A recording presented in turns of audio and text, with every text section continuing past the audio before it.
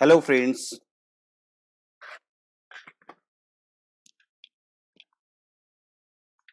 आप सभी लोगों का अनअकैडमी के ऑनलाइन लर्निंग प्लेटफॉर्म पर तहे दिल से स्वागत है। Let's crack UPSC CSC Hindi. आप देख रहे हैं कि ये मेरी कोर टीम है जो कि आपको आपकी सफलता के लिए दिन रात मेहनत करती है और आपकी सफलता को सुनिश्चित कराने के लिए पूरी तरह से ये कटिबद्ध है। एक सेकेंड।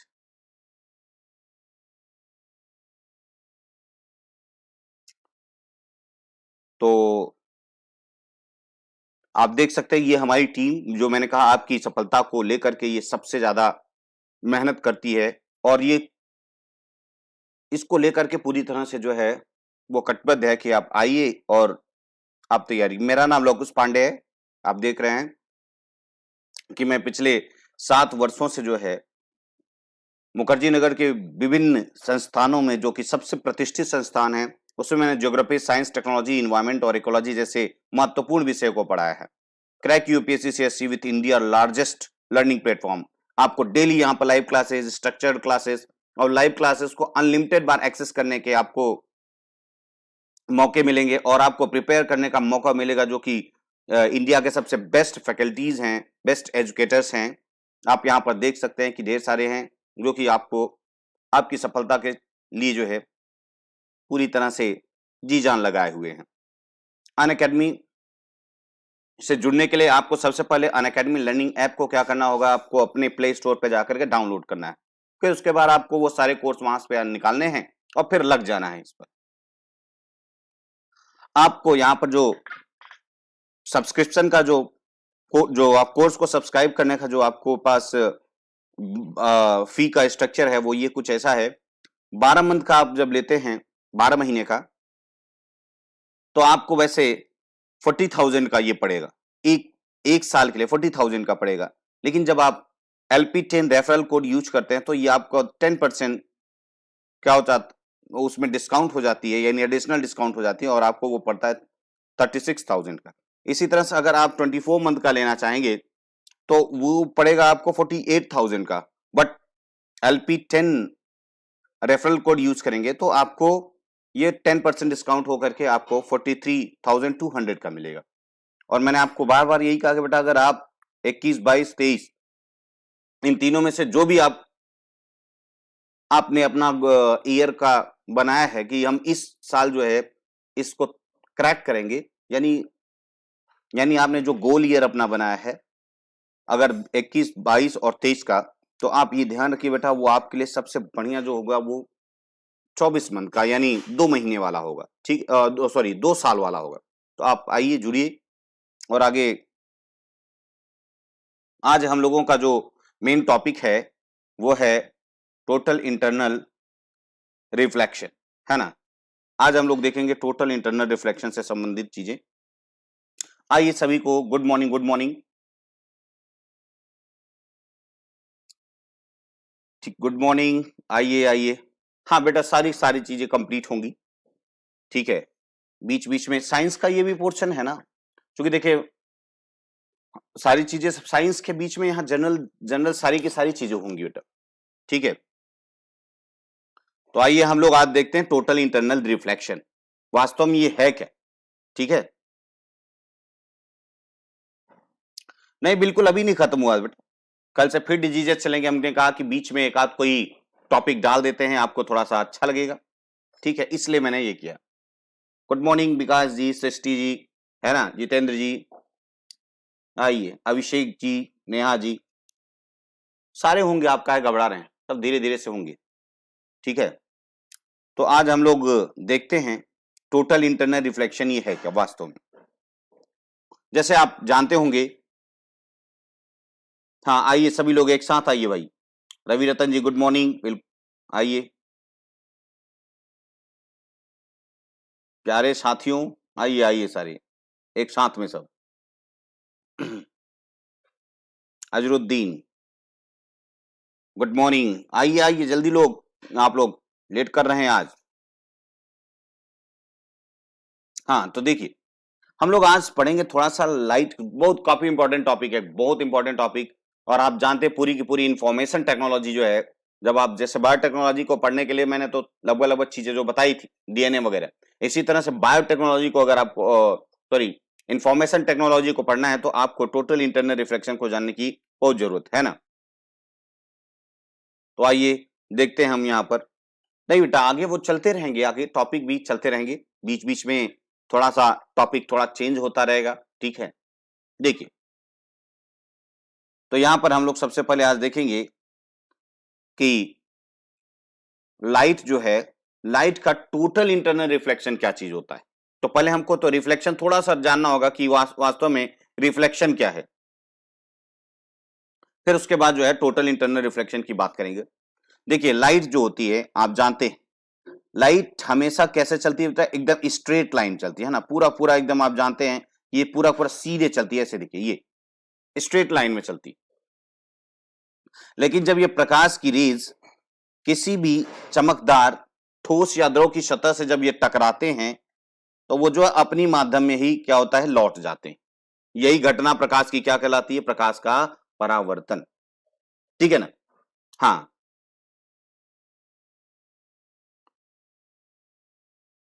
ठीक, यानी कहने का मतलब है कि प्रकाश का परावर्तन क्या है, ये एक किरण आ रही है और फिर ये एक किरण टकरा रही है, इससे किससे टकरा रही है, आप यहां पर देख सकते हैं, किसी भी चमकदार, चाहे वो ठोस हो चाहे वो द्रव हो, उसकी सतह से जब टकराती है तो वो उसी माध्यम में फिर से लौट जाती है, ठीक है। यही क्या कहलाती है, परावर्तन की घटना कहलाती है ना।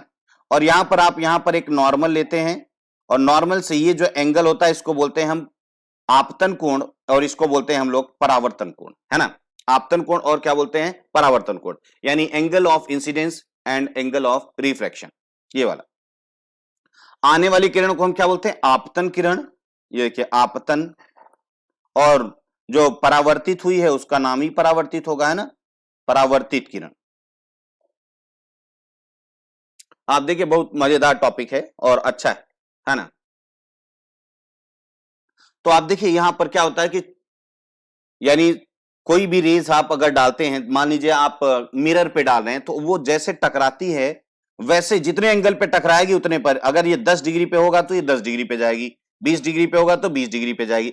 यानी यहां पर जो पहला नियम इसका आता है, यानी आप परावर्तन तो समझ गए कि प्रकाश किरणों का किसी चमकदार ठोस या द्रव की सतह से टकराकर उसी माध्यम में लौट जाने की जो घटना है वो क्या कहलाती है, परावर्तन कहलाती है।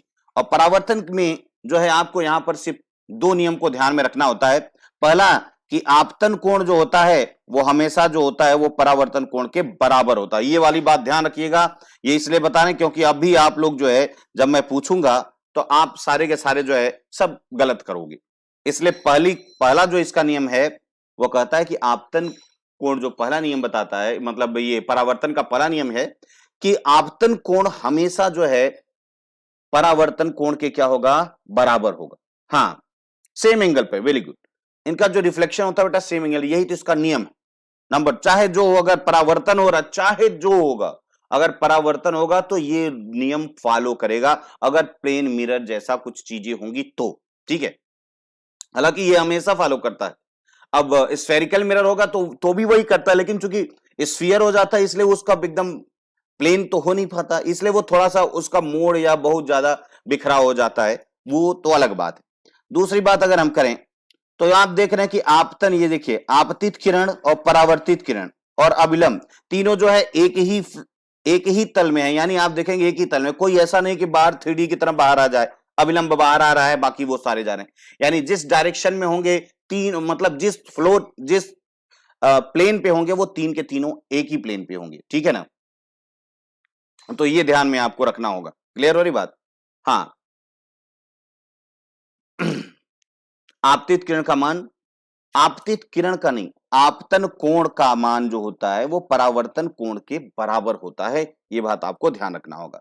और यहां पर आपतित किरण, परावर्तित किरण और ये क्या है जिसको बोलते हैं अभिलंब, क्या बोलते हैं, अभिलंब, ध्यान रखिएगा। आपतित किरण, परावर्तित किरण और अभिलंब जो है वो सेम प्लेन पे होंगे, एक ही तल में होंगे, ठीक है। आगे अब हम बढ़ते हैं, आप देखेंगे ये देखिए आप देख रहे हैं कि ये मिरर है, ये क्या रखा है नीचे, ये मिरर रखा हुआ है। जैसे ही ये लाइट आती है, इस पर पड़ती है, आप देख रहे हैं ना, तो ये वाला एंगल देखिए, इसको बोलते हैं हम क्या, आपतन कोण बेटा, इसको क्या बोलते हैं, आपतन, आपतित जो हुआ उससे, और इसको बोलते हैं परावर्तन की, परावर्तन कोण, है ना, क्योंकि और ये रेज यहां से आई, जैसे टकराई, आप देख रहे हैं कि सेम उसी पर ये चली गई, और बीच से ये एक हमने नॉर्मल खींचा, जिस सरफेस, जिस सतह पर ये आ रही है, टकरा रही है, उस पर जहां पर टकराती है वहीं पर हम लोग एक क्या बनाते हैं, एक नॉर्मल बनाते हैं, ठीक है ना, एक जगह हम क्या बोलते हैं, नॉर्मल, और उसी से हम जो है वो दोनों तरफ के कोण को हम क्या करते हैं, मापते हैं। ये ध्यान रखिएगा, दोनों तरफ का जो कोण है वो उसको हम कहां से मापते हैं, दोनों तरफ से, है ना, बात क्लियर हो रही है। हाँ, तो यानी ये कहने का मतलब वही बातें जो हमने बताया कि जो एंगल इंसिडेंस एंगल होगा और जो आपतन कोण होगा वो परावर्तन कोण के बराबर होगी। ये बार बार मैं क्यों फोकस कर रहा हूं, क्योंकि आने वाला जो हमारा टॉपिक आज का है वो है पूर्ण आंतरिक परावर्तन। ये देखिए, ये परावर्तन हो गया और अपने ही माध्यम में चला गया। परावर्तन तो वैसे भी जब होता है वो अपने ही माध्यम में होके जाता है, और एंगल हमेशा याद रखिएगा बराबर बना के जाता है, और एक ही तल में ये तीनों होंगे, चाहे रिफ्लेक्शन, चाहे आप आपतित किरण की बात कर लें, चाहे परावर्तित किरण की बात कर लें, और चाहे अविलंब की बात कर लें। इतनी बात आपको ध्यान में रखना होगा। तो सिंपल सा है, प्रकाश का परावर्तन अगर देखा जाए तो प्रकाश का परावर्तन क्या है, प्रकाश किरणों का चमकदार ठोस या द्रव की सतह पर टकराना और वहां से उसी माध्यम में वापस लौट जाने की जो घटना है वही क्या कहलाती है, ठीक है। हाँ, ठीक है। तो आपतन कोण आप समझ गए होंगे कि आपतन कोण मैंने आपको कौन सा बताया था, आपतन कोण ये देखिए, ये वाला जो है आपतन कोण, जो आपतित किरण और अभिलंब के बीच बनता है बेटा उसको आपतन कोण कहते हैं, ठीक है। और जो आप परावर्तित किरण और अविलंब के बीच जो बनता है उसको हम परावर्तन कोण कहते हैं। क्लियर हो रही बात। अब आगे देखिए, तो प्रकाश का परावर्तन मैंने आपको बताया कि चमकदार सतह होनी चाहिए ताकि वो उससे बैक वापस उसका बाउंसिंग हो सके। तो आप यहां देख सकते हैं कि प्रकाश किरणों का चमकदार ठोस या द्रव की सतह से टकराना और टकरा करके उसी सेम मीडियम में क्या होना, लौट जाने की घटना ही क्या कहलाती है। यस, आगे है, यहां पर इसका जो नियम है, प्रकाश के परावर्तन का नियम मैंने बताया कि आपतन कोण सदैव जो होता है वो अब परावर्तन कोण के बराबर होता है। इसी तरह से आपतित किरण, परावर्तित किरण और अविलंब तीनों एक ही तल में होते हैं, यानी एक ही प्लेन में होंगे बेटा। ऐसा नहीं है कि ये देखिए कि ऐसा आपतित किरण आ जाए और ये परावर्तित किरण इधर जाए और अविलंब इधर आ जाए।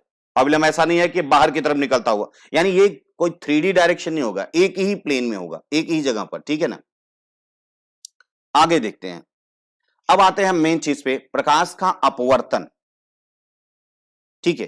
प्रकाश का अपवर्तन देखो, ये वास्तव में क्या है, प्रकाश का अपवर्तन हम किसको कहते हैं, ठीक है। जब प्रकाश की किरण एक माध्यम से दूसरे माध्यम में जाती है, ध्यान रखिएगा, जब प्रकाश की किरण एक माध्यम से, जैसे सपोज कीजिए नीचे का माध्यम जो है, मान लो ये पानी, नीचे जो है वाटर है और यहां पर एयर है, तो जब एयर से पानी में जाती है तो एयर जो है वो क्या है, वो थोड़ा विरल है, और पानी क्या है, वो थोड़ा सा क्या है, सघन है। तो जब इधर से यहां पर जाएगी तो ये देखिए, जब भी आपने कहा कि सर लाइट जो होती है वो क्या, कैसी जानी चाहिए, एक स्ट्रेट लाइन में चलती है, लेकिन यहां पर आप देख रहे हैं कि ये स्ट्रेट के बजाय जो है वो थोड़ा सा इधर झुक जाती है। ये देखिए, यहां से नहीं जाती, यहां से जो आप देख रहे हैं ये जाती नहीं है, यहां ये वाली जो है नहीं जाती, ये जा रही है यहां से। तो आप देखें, ये आपतन कोण है और ये अपवर्तन कोण आर। यानी आप, सिंपल सी बात है, यहां पर हम आप समझने की कोशिश करेंगे कि जब एक माध्यम में रहती है और जब दूसरे माध्यम में प्रवेश करती है तो उसकी चाल जो है वही नहीं रह जाती है ना। हाँ,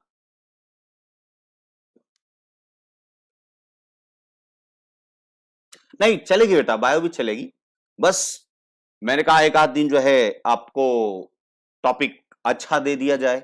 तो यहां पर मैं आपको बताना चाहता हूं कि प्रकाश का अपवर्तन जो है, ध्यान दीजिएगा कि एक ये ऐसी घटना है जब एक माध्यम में दूसरे माध्यम में जब प्रकाश जाती है तो वो अपने मार्ग से विचलित हो जाती है। मार्ग से विचलित इन द सेंस कि उसको सीधा जाना चाहिए वो सीधे नहीं जा पाती, क्योंकि वो सघन और विरल पर डिपेंड करता है कि किधर जाए और किधर ना जाए।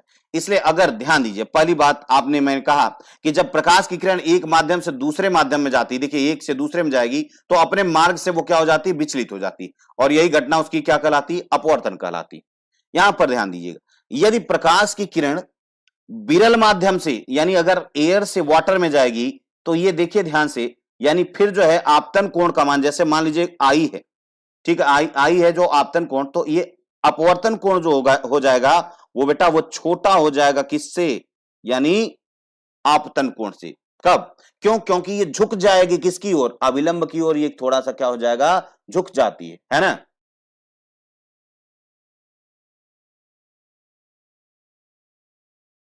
ठीक है, बात क्लियर हो रही है ना। यानी कहने का मतलब है कि जब विरल माध्यम से सघन माध्यम में जाती हैं प्रकाश की किरणें तो अविलंब की ओर क्या हो जाता है, मुड़ जाती हैं। क्लियर। अब यहां पर दूसरी बात करें, अगर देखिए ध्यान से, अगर विरल से गई तो वो किधर मुड़ गई, इसकी तरफ मुड़ गई, ये अविलंब की ओर मुड़ गई। लेकिन अगर यही चीज अगर सघन माध्यम से विरल माध्यम की ओर जाएगी, यानी अगर वाटर से जाती, तो जैसे मान लीजिए ये यहां से ये जा रही है, तो ये वास्तव में ये जाना तो इसको ऐसे चाहिए ना, ये सीधे ऐसे जाना चाहिए, इसको ऐसे जाना चाहिए, लेकिन ये और इधर झुक जाती है बेटा। यानी कहने का मतलब अविलंब से ये क्या हो जाती है, दूर हो जाती है। यानी दो बातें आपको याद रखना है, जब प्रकाश की किरणें विरल माध्यम से सघन माध्यम में जाती हैं तो वो किसकी ओर मुड़ जाती हैं, अविलंब की ओर मुड़ जाती है। लेकिन वहीं दूसरी तरफ जब ये विरल माध्यम, जब सघन माध्यम से विरल की ओर जाती हैं और तब ये दूर हट जाती हैं। क्लियर। अब यही चीजें आपको ध्यान में रखना है, क्योंकि टोटल इंटरनल रिफ्लेक्शन यानी वास्तव में क्रांतिक कोण होने के लिए कम से कम ये वाली शर्त तो पूरी होनी चाहिए। क्लियर। ये शर्त आपको ध्यान में रखना होगा। आइए देखते हैं, जैसे यहां पर देखिए हम एक इसके माध्यम से आपको दिखाएंगे, कहां गया, ये देखिए, जैसे ये ग्लास स्लैब है, आप देख रहे हैं ग्लास स्लैब, यहां से लाइट डाली जा रही है, ये देखिए यहां से लाइट डाली जा रही, तो आप देख सकते हैं कि ये इसको सीधे ऐसे आना चाहिए, लेकिन आप यहां पर देखिए ये क्या हो रही है, ये यहां से देख रहे हैं ना, ये मुड़ जा रही। ठीक है, यही घटना जो है, देखिए इधर तो क्या था, ये ग्लास ग्लास स्लैब है और इधर एयर था, तो ये थोड़ा सा ये देख रहे हैं ना, ये मुड़ जा रही है, और यही क्या कहलाएगी, ये घटना, यानी अपने डायरेक्शन में जाने के बजाय ये थोड़ा सा जो है मुड़ जा रही है। अगर हम यहां से ये अविलंब खींच दें तो आप देख रहे हैं कि ये पास ज्यादा आ जा रही है। ठीक है, इसी कारण से, हाँ बिल्कुल बिल्कुल, ये अपने मार्ग से जो है वो विचलित हो जा रही है। बेटा आप यहां पर देख सकते हैं, हम अगर यहां पर अविलंब खींचे, ये देखिए, ये मान लीजिए ये अविलंब है हमारा, ठीक है, ये अविलंब, और अविलंब से आप देखिए कि अगर इसको जाना चाहिए था तो ये ऐसे जाना चाहिए था, लेकिन ये इधर मुड़ गई है इसकी तरफ, और यही इसकी घटना क्या कहलाती है। हाँ, ऐसा वास्तव में है क्यों? क्योंकि आप जानते हैं कि हर, जैसे आप ही है, जैसे आप हवा में दौड़ रहे हैं और अचानक से आपको पानी में जब दौड़ना पड़ेगा तो आपकी चाल क्या हो जाती है, घट जाती है। ठीक वैसे ही प्रकाश जब एक माध्यम से दूसरे माध्यम में जाती है, यानी अगर विरल से सघन में जाएगी तो उसकी चाल जो है वो क्या हो जाएगी बेटा, वो घट जाएगी। लेकिन अगर वो सघन से विरल में जाएगी तो उसकी चाल बढ़ जाए। जैसे पानी में आप दौड़ते हुए आते हैं और बाहर निकलते ही आपकी स्पीड जो होती है बढ़ जाती है, ठीक वैसे ही प्रकाश भी जो है वो सघन माध्यम जो भी होगा, सघन मतलब आप दिमाग में थोड़ा सा ये होना चाहिए कि थोड़ा गाढ़ा मीडियम, है ना, हालांकि प्योर आप गाढ़े के हिसाब से नहीं चलिएगा, ये इसकी जो सघनता होती है वो ऑप्टिकल डेंसिटी की बात करता है, यानी कहने का मतलब जो ऑप्टिकल वाले डेंसिटी एक अलग चीज होती है। ठीक है, यानी कहने का मतलब ये कि ये जब प्रकाश की किरण इस पर पड़ी, ये स्लैब पे, ये देखो ये स्लैब पे पड़ी, तो इसको सीधे जाने के बजाय ये अविलंब की ओर थोड़ी सी मुड़ गई। यही घटना क्या कहलाती है आपकी, प्रकाश का अपवर्तन कहलाती। इतनी बात क्लियर हो रही है। आगे अब हम देखते हैं, तो प्रकाश का अपवर्तन का नियम की बात कर लें। देखिए हमको आज पढ़ना है क्या, टोटल इंटरनल रिफ्लेक्शन। ठीक है, मेन टॉपिक हमारा वो है। यहां पर अपवर्तन, चूंकि आपको अपवर्तन के बारे में अगर आइडिया नहीं रहेगा बेटा तो टोटल इंटरनल रिफ्लेक्शन को समझना थोड़ा पर, हाँ बिल्कुल सही करे, घनत्व पर निर्भर करता है लेकिन पूरी तरह से नहीं बेटा, समझ रहे हैं ना।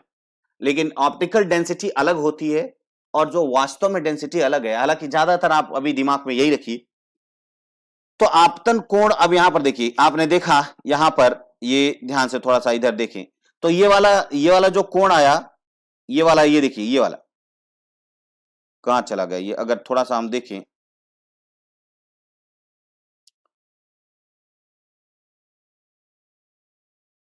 ये देखिए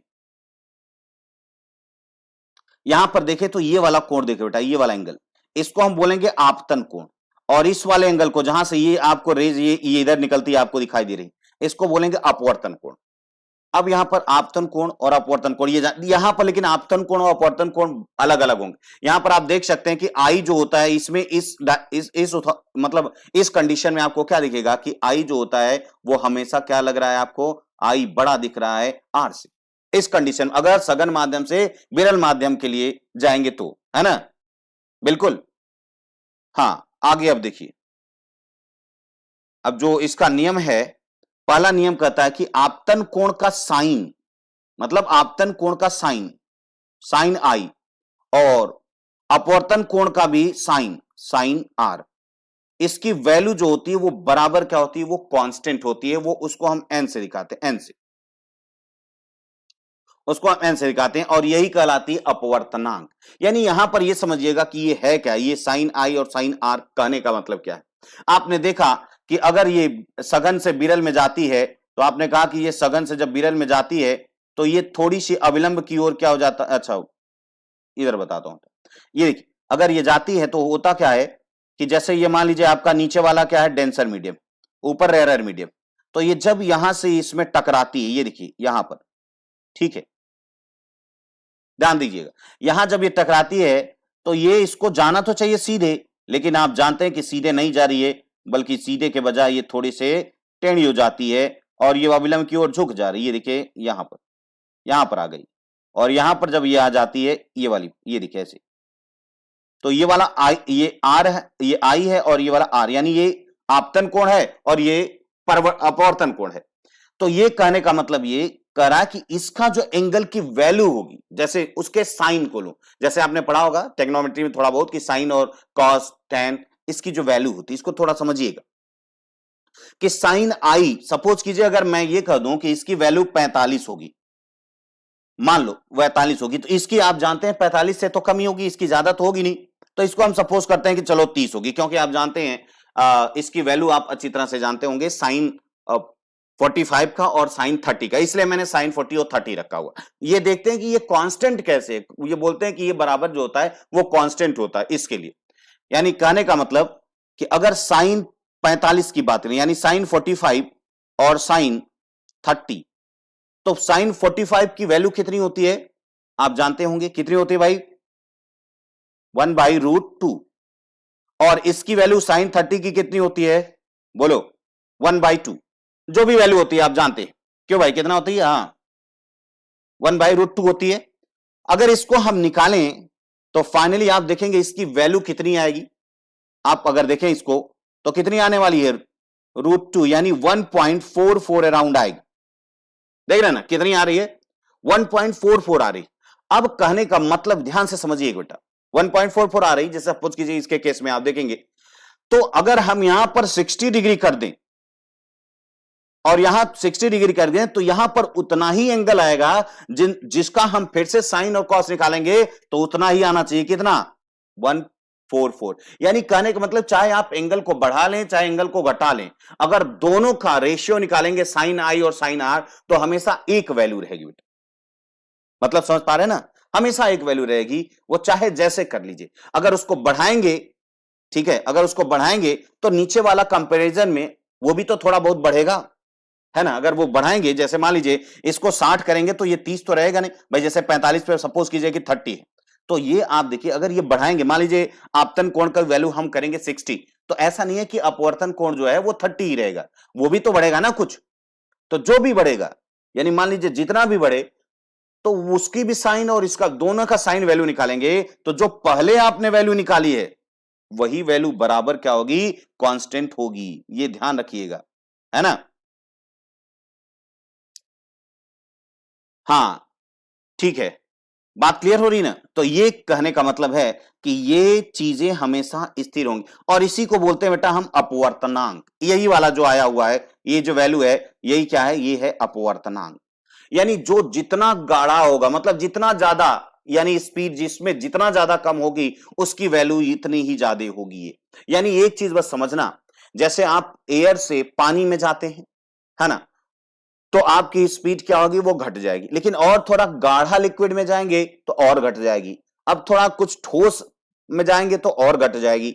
जितना आपका यानी आपकी स्पीड घटेगी उतना ही अपवर्तनांक यानी ये जो वैल्यू है साइन आई और साइन आर की उतना ही ज्यादा होगी। इसलिए डायमंड देखिए सबसे उसकी सर्वाधिक ज्यादा है, इसलिए वो सबसे ज्यादा ऑप्टिकल डेंस है।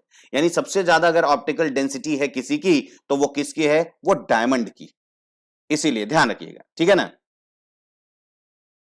Is that clear? यानी कहने का मतलब है कि जब इंसिडेंट कि जो जो एंगल ऑफ इंसिडेंट का साइन लिया जाए और एंगल ऑफ रिफ्रैक्शन का साइन लिया जाए और इनका जो भी वैल्यू निकालेंगे बेटा वो हमेशा हमेशा के लिए होगी। मैंने वही समझाया कि अगर 45 पे डाल रहे हैं तो 30 पे आ रहा है तो इन दोनों की वैल्यू जो भी आएगी, जैसे मान लीजिए 1.44 आ रही, तो इसी तरह से अगर 60 से डालेंगे तो नीचे वाले पर जो भी एंगल आएगा वो भी लगभग लगभग क्या आएगा, हाँ ध्यान रखिए उतना ही आएगा, जिससे दोनों की वैल्यू जब आप उसको डिवाइड करें तो वो वास्तव में कितनी आएगी, यही आएगी। बस यही कहना चाहता है स्नेल साहब, यही कहना चाहते हैं कि हमेशा और हमेशा के लिए किसी भी पदार्थ के लिए, किसी भी पदार्थ की बात मैं कर रहा हूं, चाहे जो अगर पानी है तो पानी की बात कर रहे हैं, है ना, उसके लिए हमेशा बराबर होगी, चाहे जितने एंगल पर आप, है ना, इंसिडेंट रे डालें। और दूसरी चीज वो तो वही चीज है, आपतित और अपवर्तित अविलंब जो है वो एक ही तल पे होंगे। क्लियर हो रही बात? एक ही तल पे हैं ये सारे के सारे। आगे अब हमारा जो मेन फोकस है बेटा वो होना चाहिए आपका क्रांतिक कोण पे। क्रांतिक कोण वास्तव में है क्या? तो यहां पर ये देखिए, अभी आपने देखा कि जब हम सघन माध्यम से विरल माध्यम में जाते हैं, यहां पर ये देखिए बेटा, जब आप कहां जाते हैं, सघन माध्यम से विरल माध्यम में जाते हैं, तो ये नीचे वाला मान लीजिए डेंसर मीडियम है और ये मान लीजिए रेयरर मीडियम। सपोज कीजिए ये हमने पहले से ही अविलंब बना दिया, यहीं पर यहां पर मैं एक रेज डाल रहा हूं, ये सपोज कीजिए ये रेज, ये थोड़ा सा और पास से डालता हूं, ये कोई रेज, सपोज कीजिए ये रेज हमने डाला है 20 डिग्री पर, 20 डिग्री, ठीक है। तो यहां से जाहिर सी बात है, चूंकि डेंसर मीडियम में आप जानते हैं, डेंसर मीडियम में जब आपतन कोण 20 होगा तो आप जानते हैं बाहर जाएगा तो ये क्या होगा, थोड़ा फैलेगा। सपोज कीजिए इतना ज्यादा ये फैला कि ये 40 डिग्री हो गया। ध्यान रखिए इतना ज्यादा मतलब आप जानते हो कि अविलंब से दूर, भाई जब सघन माध्यम से विरल माध्यम में जाएगा तो वो क्या होगा बेटा, हाँ दूर होगा, बिल्कुल। हाँ, एंगल ऑफ रिफ्रैक्शन की बात मैं कर रहा हूं, रिफ्लेक्शन नहीं बेटा, एंगल ऑफ रिफ्रैक्शन की बात कर रहा हूं। हाँ, तो यानी ये रिफ्रैक्शन है ना, जब एक मीडियम से दूसरे मीडियम में जब कोई लाइट रेज आती है तो अपने मार्ग से क्या होता है, जितना डेविएट हो जाती है उसी को हम बोलते हैं, ध्यान रखिएगा। तो अब आपने कहा कि 20 डिग्री पर ये 40 डिग्री हुआ, अब मान लीजिए मैं यहां पर 40 में अगर डालूंगा, 40 डिग्री पर मैंने फिर दोबारा इसमें क्या किया, मैंने 40 डिग्री पे डाला, तो 40 डिग्री पर क्या होगा, ये 80 डिग्री चला जाएगा। क्यों भाई, इतनी बात तो क्लियर हो रही ना, 80 डिग्री पर चला जाएगा। लेकिन फिर से हमने बढ़ाया, ये 40 के बजाय हमने क्या कर दिया, एक और बढ़ाया, 45 डिग्री कर दिया, हमने 45 डिग्री किया। ध्यान की अब अगर 45 डिग्री किया तो ये जाहिर सी बात है वो देखो दूना दूना से बढ़ रहा है, यानी डबल बढ़ रहा है, जस्ट डबल। तो ये वास्तव में कितना हो जाएगा, इधर अपवर्तन कोण कितना हो जाएगा बेटा, 90 डिग्री हो जाएगा। यानी ध्यान से समझिएगा, जैसे जैसे हमने एंगल बढ़ाया आपतन कोण, यानी एंगल ऑफ जो मैंने लिया था नीचे इंसिडेंस जो एंगल था उसको पहले 20 लिया, तो मैंने कहा एंगल ऑफ रिफ्रैक्शन जो है वो बढ़ जा रहा है भाई, क्योंकि आप जानते हो जब सघन से विरल में जाता है तो वो अविलंब से दूर हट जाता है, यानी नॉर्मल से क्या होता है, अवे हो जाता है। तो वहां पर आपने देखा कि उसकी जो वैल्यू थी, आपने देखा कि 20 डिग्री पर डालने पर कितना हो रहा है, 40 हो रहा है, और फिर तो हम यहां पर 40 डालेंगे तो वहां 80 होगा, और फिर अगर हम थोड़ा सा उधर डालेंगे, मान लीजिए 45 डाल दी, तो हमारा कितना आ जाएगा, 90 डिग्री आ जाएगा। ये ध्यान रखिएगा, कितना आ जाएगा, 90 डिग्री, यस। और यही ध्यान रखिएगा, जिस आपतन कोण यानी जिस एंगल ऑफ इंसिडेंस के लिए एंगल ऑफ रिफ्रैक्शन जो है 90 डिग्री हो जाता है, तो उसी एंगल को हम क्या बोलते हैं, क्रिटिकल एंगल। ये देखिए उसी को हम क्या बोलेंगे, क्रांतिक कोण। क्रांतिक कोण समझ पा रहे हैं, बात समझ पा रहे हैं, क्रांतिक कोण क्या होगा। हां, यानी कहने का सिंपल सा मतलब है कि अगर, हां बिल्कुल सही, आप अगर एंगल सघन माध्यम से विरल माध्यम में जाते हैं तो जाहिर सी बात है बेटा उसका जो एंगल ऑफ रिफ्रैक्शन होता है वो हमेशा एंगल ऑफ इंसिडेंस से ज्यादा होगा, क्योंकि वो अविलंब से यानी नॉर्मल से दूर भगेगा। लेकिन एक समय दूर भगता भगता ऐसा आ जाएगा कि वो जो दोनों माध्यम के बीच का जो तल है, जो विभाजक तल यानी जो सेपरेटर प्लेन है, जो प्लेन को आप कह सकते हैं जो प्लेन अलग कर रहा है दोनों मीडियम को, उसके क्या हो जाता है, आप देख रहे हैं, उसी के पैरेलल हो जाता है, यानी 90 डिग्री पे हो जाता है। तो वही, यानी कहने का मतलब सघन माध्यम यानी डेंसर मीडियम का वो एंगल ऑफ इंसिडेंस जिसके लिए वैल्यू जो होती है एंगल ऑफ रिफ्रैक्शन की कितनी हो जाती है, 90 डिग्री। ध्यान रखिएगा, यानी कहने का मतलब है, और यहां पर एक शर्त भी ये होनी चाहिए बेटा, अगर आपको क्रांतिक कोण पाना है तो क्रांतिक कोण के लिए एटलीस्ट आपको क्या करना पड़ेगा, पहला चीज ध्यान रखिएगा, पहला चीज क्या, ध्यान रखिएगा, पहला चीज कि सघन माध्यम से ही विरल माध्यम में जानी चाहिए। सिंपल सा सवाल पूछा गया है कि क्रांतिक कोण के लिए कौन सा कंडीशन चाहिए, तो सबसे पहले कंडीशन क्या होनी चाहिए कि ray always travel from denser medium to rarer medium, यानी हमेशा सघन माध्यम से किधर जानी चाहिए, विरल माध्यम में, तभी क्रांतिक कोण आएगा। यह बात ध्यान रखिएगा, मेरे ख्याल से बात समझ में आ, यानी एंगल आप इधर बढ़ाते जाते हैं तो एक एंगल के लिए ऐसा आता है जो कि, ध्यान रखिएगा, जो कि जिसकी वैल्यू जो होती है वो कितनी हो जाती है, 90 डिग्री हो जाती है। तो उस 90 डिग्री को हम यहां पर जिसके लिए ये वैल्यू है, तो अगर हम पूछें तो इसमें हमने कितना एंगल लिया था जिसके लिए 90 डिग्री हुआ था, भाई कौन से एंगल पे इसमें 90 डिग्री हमने बताया भाई, बोलो भाई।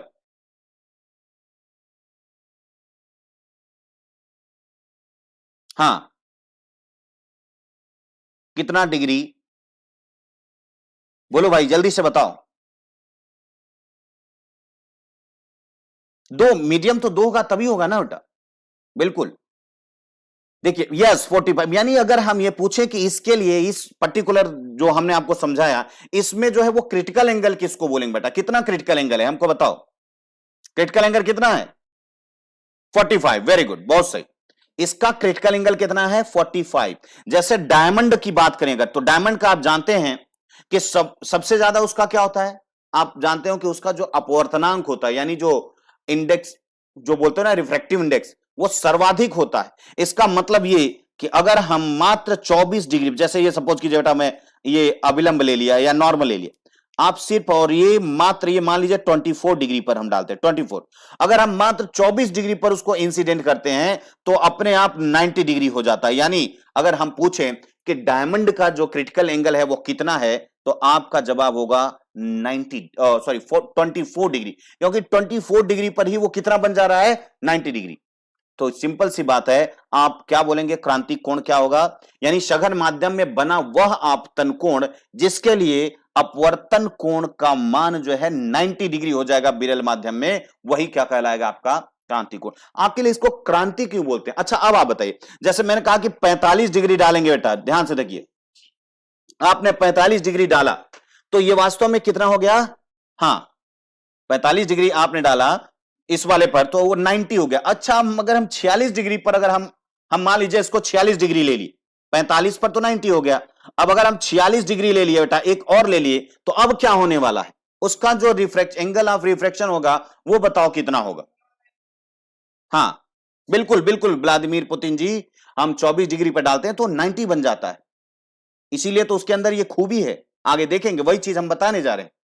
अगर हम 46 डिग्री पर अगर हम डाल देंगे तो कोई बताएगा हमको कि इसको जो एंगल ऑफ रिफ्रैक्शन है वो कितने डिग्री पर मिलेगा। पूजा ने बताया 92, शैलेंद्र जी ने भी 92 बताया, वीरेंद्र प्रताप जी ने भी 92 बताया। और कोशिश कीजिए, फिर से समझने की कोशिश कीजिए, सारे के सारे लोगों ने क्या बताया, 92 बताया।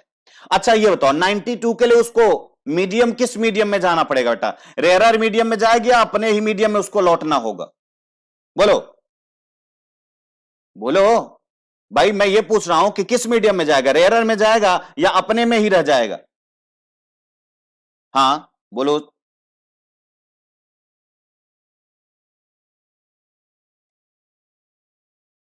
टोटल रिफ्लेक्शन, क्या टोटल रिफ्लेक्शन, तो कितने डिग्री पर होगा वही तो मैं पूछना चाहता हूं, कितने डिग्री पर ये लौट जाएगा, अपने मीडियम में लौट जाएगा, वेरी गुड बेटा बहुत सही, लेकिन मैं वही तो जानना चाहता हूं कितने डिग्री पर लौटेगा, क्या 92 पर लौटेगा, वेरी गुड आप सही बता रहे हैं, लेकिन क्या मैं यही पूछ रहा हूं, हाँ टोटल इंटरनल टोटल रिफ्लेक्शन तो हुआ भाई, अपने ही मीडियम में जो हुआ वो तो रिफ्लेक्शन, हाँ very good, Prince Kumar ji ने बहुत सही आंसर दिया। यस बेटा, याद रखना मैंने आपको इसीलिए परावर्तन पढ़ाया था और कोई मेरा मकसद नहीं था। मैंने परावर्तन का, अपने ही माध्यम में कभी भी अपवर्तन नहीं होता, अपने माध्यम में क्या होता है, परावर्तन। यस, अगर आप जैसे 45 पर 90 डिग्री मिल रहा है तो बेटा 45 डिग्री 1 सेकंड भी अगर ज्यादा बढ़ाएंगे, यानी अगर 46 डिग्री आप अगर कर दें, मान लीजिए 1 डिग्री में बात कर रहा हूं, 1 भी डिग्री आप बढ़ाएंगे तो अब ये अपवर्तन नहीं होगा बेटा, बल्कि अपने ही माध्यम में ये क्या हो जाएगा, 46 डिग्री पर ही ये क्या हो जाएगा, लौट जाएगा। समझ में आया? इसीलिए तो इसका क्रांतिक कोण रखा है कि इसके बाद कुछ हुआ तो बेटा वो क्रांति कर देगा। समझ में आ रही बात? बात समझने की कोशिश कीजिएगा। एकदम बहुत ही सिंपल चीजें हैं, है ना, लेकिन बस आप अगर समझने की कोशिश करेंगे, ठीक है ना, क्लियर। और आपको यह पता होना चाहिए कि जिस माध्यम में वो जाता है उसी माध्यम में क्या होता है। हां, अच्छा फिर समझाते हैं, देखिए ध्यान से। मैंने आपको पहले क्या बताया, यहां पर ध्यान दीजिए, इसको मैं फिर से हटा देता हूं, आपको फिर से आपको समझाने की कोशिश करता हूं।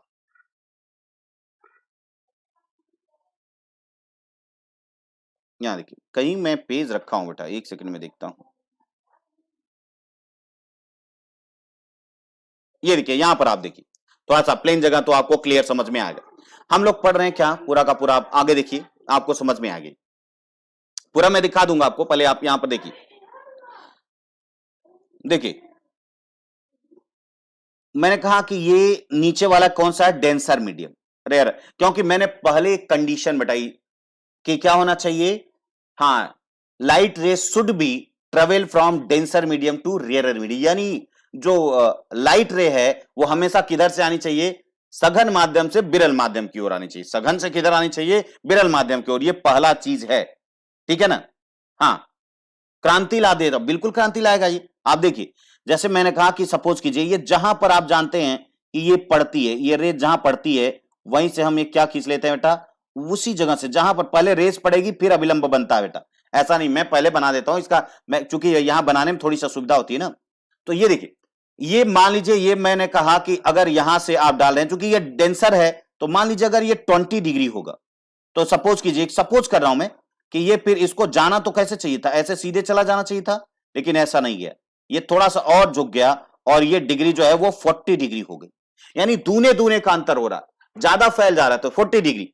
इसी तरह से हमने कहा अच्छा अब हम 40 डिग्री का कर रहे हैं, अगर हमने फिर 40 डिग्री किया तो ये कितने पर चला गया बेटा, 80 डिग्री पर चला गया। ये ध्यान रखिए, ये कितने पर चला गया, ये 80 डिग्री पर चला गया।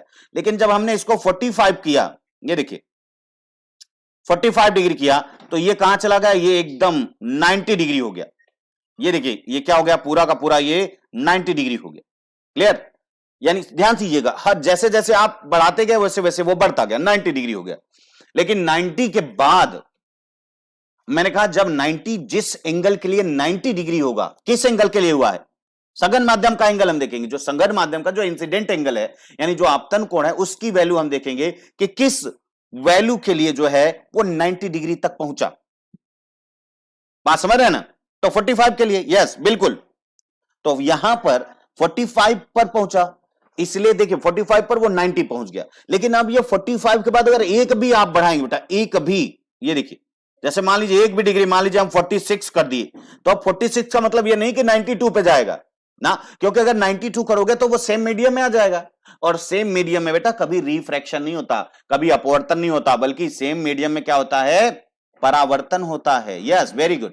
और परावर्तन, ध्यान रखिएगा, परावर्तन अपने नियम का पालन करता है, और उसका नियम क्या है, क्या नियम है कि जितने पर एंगल होगा, एंगल ऑफ इंसिडेंट, यानी आपतन कोण सदैव परावर्तन कोण के क्या होगा, बराबर, यानी 46 डिग्री ये भी हो जाएगा बेटा। कहने का मतलब मेरा ये है, इतनी बात अच्छी तरह से आपको समझ में आ गया होगा, यही समझाना था हमको। बात क्लियर हो रही है? क्यों भाई, अगर किसी को डाउट हो तो बोलो बेटा, बिल्कुल।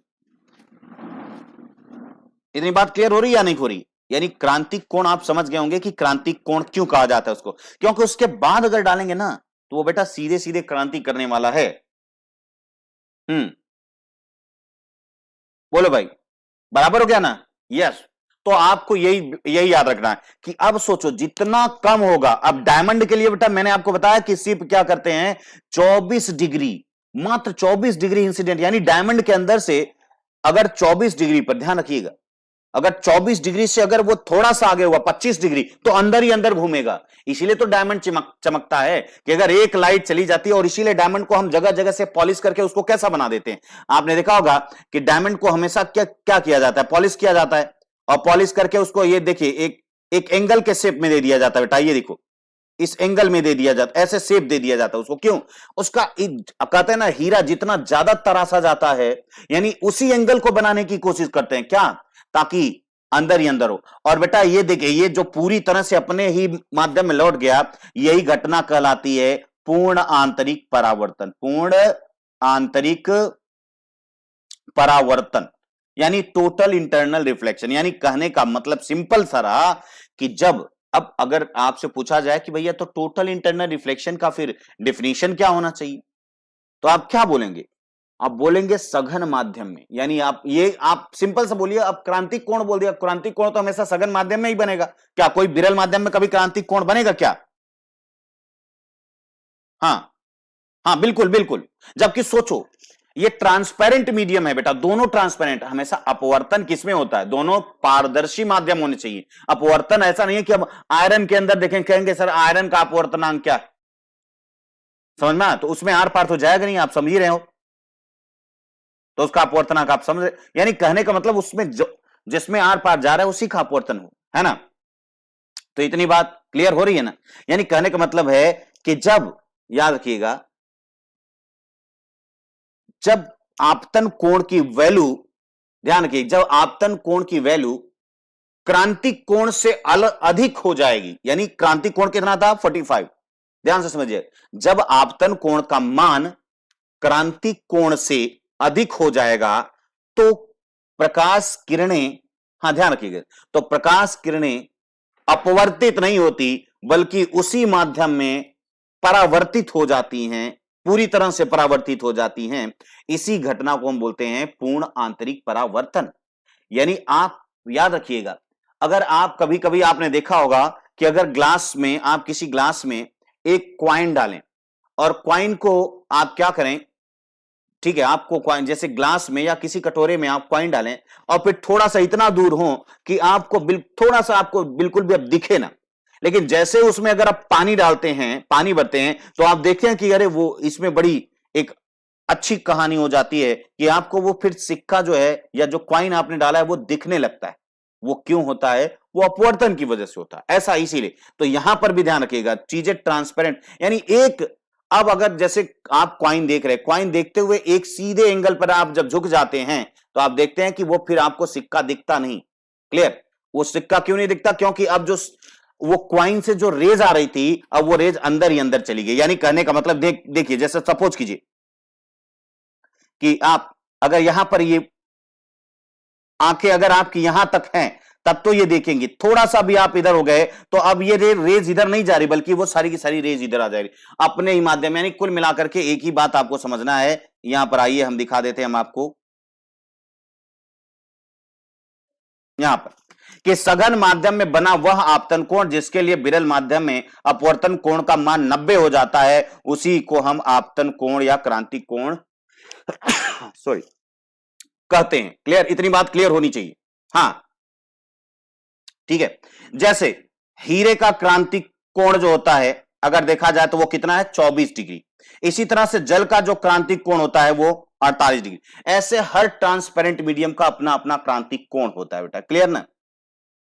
क्रांतिक कोण जितना छोटा होगा, याद रखना, जितना छोटा होगा इसका मतलब है कि वहां पर लाइट रे उतने ज्यादा डेविएट हो रही, भाई तभी तो मुड़ जा रही ना। हाँ, चेंज हो जाती बेटा, डायरेक्शन उसका बिल्कुल चेंज हो जाता है। आइए हम लोग देख लेते हैं, आपको अच्छी तरह से समझ में आ जाएगा। यहां पर देखिए बेटा, हमने ये बताया, देखिए नीचे क्या है? ग्लास स्लैब या पानी, जो भी आप मान लीजिए।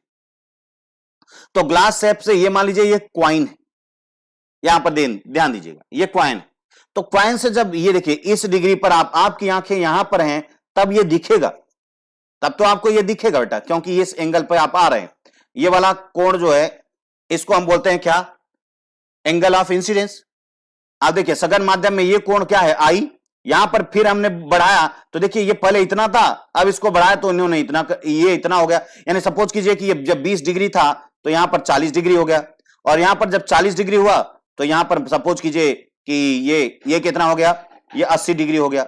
और यहां पर इसने 45 डिग्री जब डाला तो आप देख सकते हैं कि ये सीधे सीधे क्या हो गया, 90 डिग्री हो गया। इसीलिए देखिए अब ये कोण यानी ये वाला कोण जो सी आपको दिखाई दे रहा है, इसी को हम बोलेंगे क्रिटिकल एंगल। अब ध्यान रखिएगा, और हमेशा क्या होना चाहिए, माध्यम से डेंसर टू रेयरर मीडियम ही जाना चाहिए। क्लियर हो रही बात। अब अगर हम इससे एक भी डालेंगे तो आप देख रहे हैं कि ये दिखा रहा है कि डायरेक्शन अब ये बाहर नहीं जाएगा। यानी कहने का मतलब कि अगर आप आंखें थोड़ा सा और झुका लेंगे बेटा तो आप देख रहे हैं कि ट्रांसपेरेंट तो है लेकिन आपको नहीं दिख रहा है। क्यों? क्योंकि आप उससे इतना एंगल चले गए हैं कि अब वो आपकी तरफ नहीं जाएगा बल्कि वो उसी डायरेक्शन में फिर से लौट जाएगा। ये बात बहुत अच्छी तरह से ध्यान में रखिएगा, है ना। हाँ, सबसे ज्यादा जो मैंने बताया ना, सबसे ज्यादा जो होता है मतलब डायमंड का माना जाता है कि उसका बेटा सबसे कम क्रिटिकल, कम की बात होती है बेटा, ज्यादा वाली बात नहीं। ठीक है, ज्यादा तो जो ट्रांसपेरेंट नहीं होगा आप देख सकते हैं कि उसका तो होगा ही नहीं। मैंने कहा ट्रांसपेरेंट मीडियम की बात हो रही, तो यहां पर ट्रांसपेरेंट मीडियम में आप देखिए अगर पानी पानी हो गया, एक मीडियम हो गया तो अलग हो गया, दो मीडियम हुआ तो आपने देखा कि क्रिटिकल एंगल किसको हम बोलते हैं, क्रिटिकल एंगल यानी डेंसर मीडियम का एंगल ऑफ इंसिडेंस। और ये याद रखिएगा कि हमेशा डेंसर मीडियम से रेयरर मीडियम में आनी चाहिए। चलिए हम इसको देखते हैं, अभी आप सब समझ जाएंगे। ये देखिए कहां चला गया,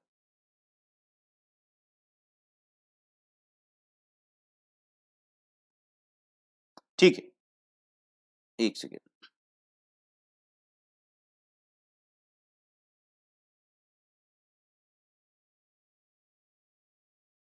हाँ, अब आते हैं पूर्ण आंतरिक परावर्तन। आपको बता ही दिया कि पूर्ण आंतरिक परावर्तन वास्तव में है क्या बेटा, ठीक है।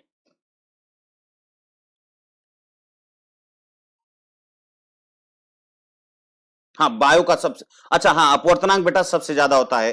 बायो का भी चलेगा बेटा, कल से आप फिर से आप पाएंगे, हम कल डिजीजेस पढ़ेंगे, आप लोग देखेंगे। तो देखिए पूर्ण आंतरिक परावर्तन की बात आपको अच्छी तरह से बातें समझ में आ गई होंगी कि वास्तव में पूर्ण आंतरिक परावर्तन है क्या। तो पूर्ण आंतरिक परावर्तन मैंने क्या बताया कि क्रांतिक कोण से अगर कोई भी ज्यादा एंगल पर डालेंगे तो वो उसी माध्यम में जो है पूरी तरह से क्या हो जाती है, लौट जाती है। और यही घटना क्या कहलाती है, पूर्ण आंतरिक परावर्तन। याद रखिएगा, यदि आपतन कोण का मान क्रांतिक कोण के मान से अधिक हुआ तो प्रकाश किरणों का अपवर्तन के बजाय, यानी अब प्रकाश किरणें बाहर अपवर्तित नहीं होंगी। जैसे आप लोगों से मैंने पूछा कि 46 डिग्री, तो आप सभी ने कहा अरे सर, ज्यादातर लोगों ने, सभी ने तो नहीं, ज्यादातर लोगों ने कहा कि सर ये 92 जाएगा। जबकि मैं बार बार यही समझा रहा था कि बेटा 92 करोगे तो अपने माध्यम में आ जाता था वो, और अपने माध्यम में आ जाएगा तो अपने माध्यम में तो कभी रिफ्रैक्शन होता ही नहीं। क्या होता है, रिफ्लेक्शन होता है। ठीक है, तो इसको आप लोग अच्छी तरह से समझ लीजिएगा। क्लियर। अब यहां से देखिए, अब इसका हम, हाँ ठीक है, तो अब यहां पर देखिए, अब हम बात करना चाहते हैं कि इसके एग्जाम्पल क्या, उदाहरण जिसका हम लोग दैनिक जीवन में उपयोग करते हैं। तो उदाहरण क्या है, प्रकाशिक तंतु, ऑप्टिकल फाइबर। ऑप्टिकल फाइबर क्या होता है, आप जानते हो सिलिका का बना होता है ना।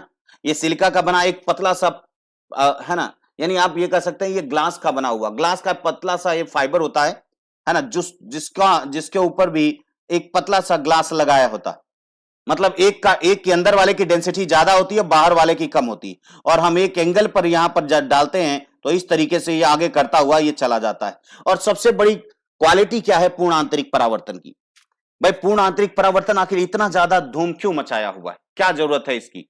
बिल्कुल बेटा, आप जो हमको देख रहे हो या आप जो पढ़ रहे हो, नेट का जो सहारा ले रहे हो, वो सब इसी की देन है। जब आप पढ़ोगे इंफॉर्मेशन टेक्नोलॉजी तो आप सब कुछ मानोगे यही। जैसे आप बायोटेक्नोलॉजी पढ़ते हो तो डीएनए को सब कुछ मानते हो ना, जीन को सब कुछ मानते हो, तो ठीक वैसे ही जब इंफॉर्मेशन टेक्नोलॉजी आपको पढ़ाई जाती है तो सबसे मेन होता है आपका यही प्रोसेस, यही फेनोमेना। क्यों, ऐसा क्यों, हाँ ध्यान रखिएगा, ये ऐसा क्यों हो रहा है, क्योंकि आप जानते हैं पूर्ण आंतरिक परावर्तन का मतलब फायदा क्या होगा कि हम लोग इससे इसके पीछे इतना पड़े हुए। आप जानते हैं किसी भी मैसेज को या किसी भी हम संदेश को एक जगह से दूसरी जगह अगर भेजना चाहते हैं, मान लीजिए कोई भी हम चीजों को भेजना चाहते हैं कोई भी, तो यहां से एक जगह से दूसरी जगह जाने में उसका कुछ ऊर्जा लॉस हो जाता है, कुछ चीज खराब हो जाती है, उनकी क्लैरिटी या उसकी जो गुणवत्ता है वो क्या हो जाती है, छीड़ हो जाती है। वजह से आप देखते होंगे कि बिजली जो है वो वायर के थ्रू जब जाती है तो उसका ढेर सारा क्या होता है, लॉस हो जाता है। लेकिन यहां ये याद रखिएगा कि इसमें किसी ना बिजली की जरूरत पड़ती है ना कुछ, ये तो लाइट से चलती है। यानी ऑप्टिकल फाइबर पूरी जगह पर बिछा दिया गया। आप समझ ही रहे हैं कि आप भी नेशनल ऑप्टिकल फाइबर का नेटवर्क जो बनाया जा रहा है पूरा, आप जानते हैं कि समंदर जो पटा हुआ है वो सारा ऑप्टिकल फाइबर से। आपके पास ये जो नेट की स्पीड आ रही है या जो नेट का आपने कनेक्शन लिया हुआ है बेटा, वो सब ऑप्टिकल फाइबर की ही देन है। अगर ऑप्टिकल फाइबर नहीं होता तो याद रखिएगा, है ना।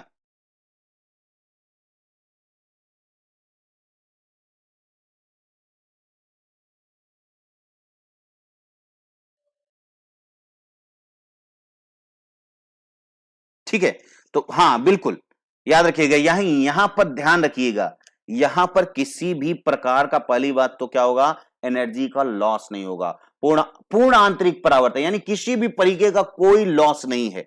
इसी कारण से अगर हम किसी भी इंफॉर्मेशन को एक जगह से दूसरी जगह तक अगर हम भेजना चाहते हैं, अगर और किसी भी माध्यम से भेजेंगे तो हमें समस्या क्या होगी। जैसे आप पहले देखते थे कि जो टेलीफोन के जो वायर होते थे, आप देखते होंगे कि टेलीफोन के तार जो है तारों से आता था और उसमें बड़ी घरघराहट की आवाज आती थी, है ना, मतलब वो क्लियर आवाज नहीं होती थी, वॉइस जो है वो क्लियर नहीं होती थी। लेकिन फिर धीरे धीरे आप देखिए, अब तो आप तो जब वो तो फुल एचडी में आप देखते होंगे, आवाज भी अब क्या होती है, पूरी तरह से क्या होती है, फुल एचडी में आती है। एचडी में मतलब हाई डेफिनेशन की आवाज है, कहीं से भी प्रॉब्लम नहीं होती। क्यों? क्योंकि अब सारा का सारा ऑप्टिकल फाइबर के थ्रू चीजें हो रही हैं, हर चीजों का, है ना। इसलिए जब हम इसके माध्यम से काम करेंगे तो सब कुछ एकदम क्लियर होगा, क्योंकि ये जानते हैं पूर्ण आंतरिक परावर्तन, किसी प्रकार की ऊर्जा का लॉस नहीं होता। अच्छा, इसके ढेर सारे उदाहरण क्या जो हमारे जीवन में देखने को मिलते हैं। ऑप्टिकल फाइबर, है ना, अंतःदर्शी इंडोस्कोपी, जो आपके शरीर में एक ऐसे वायर डाला जाता है और उसके सामने जो है ये एक छोटा सा लेंस होता है और पूरा वो क्या करता है, हम पूरे शरीर के एक एक पार्ट में घुमाते जाते हैं और एक एक पार्ट आपको दिखाई देता जाता है ना। हाँ, क्लियर हो रही बात, तो ये ध्यान रखिएगा।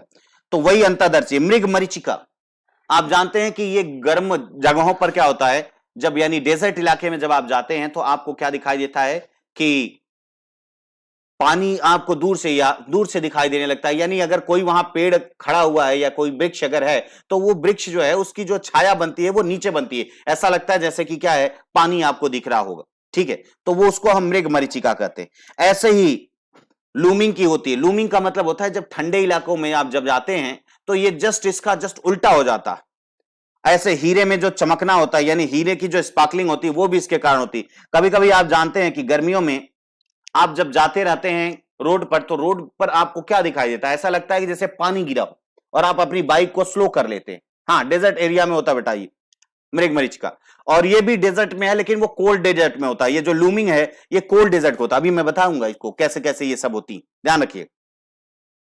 तो हीरे जो है वो चमकदार होते हैं इसी की वजह से, और गर्मियों में सड़कों पर पानी बिखरा हुआ जो दिखाई देता है बेटा, वो इसी की वजह से ही दिखाई देता है। बात क्लियर हो रही है ना।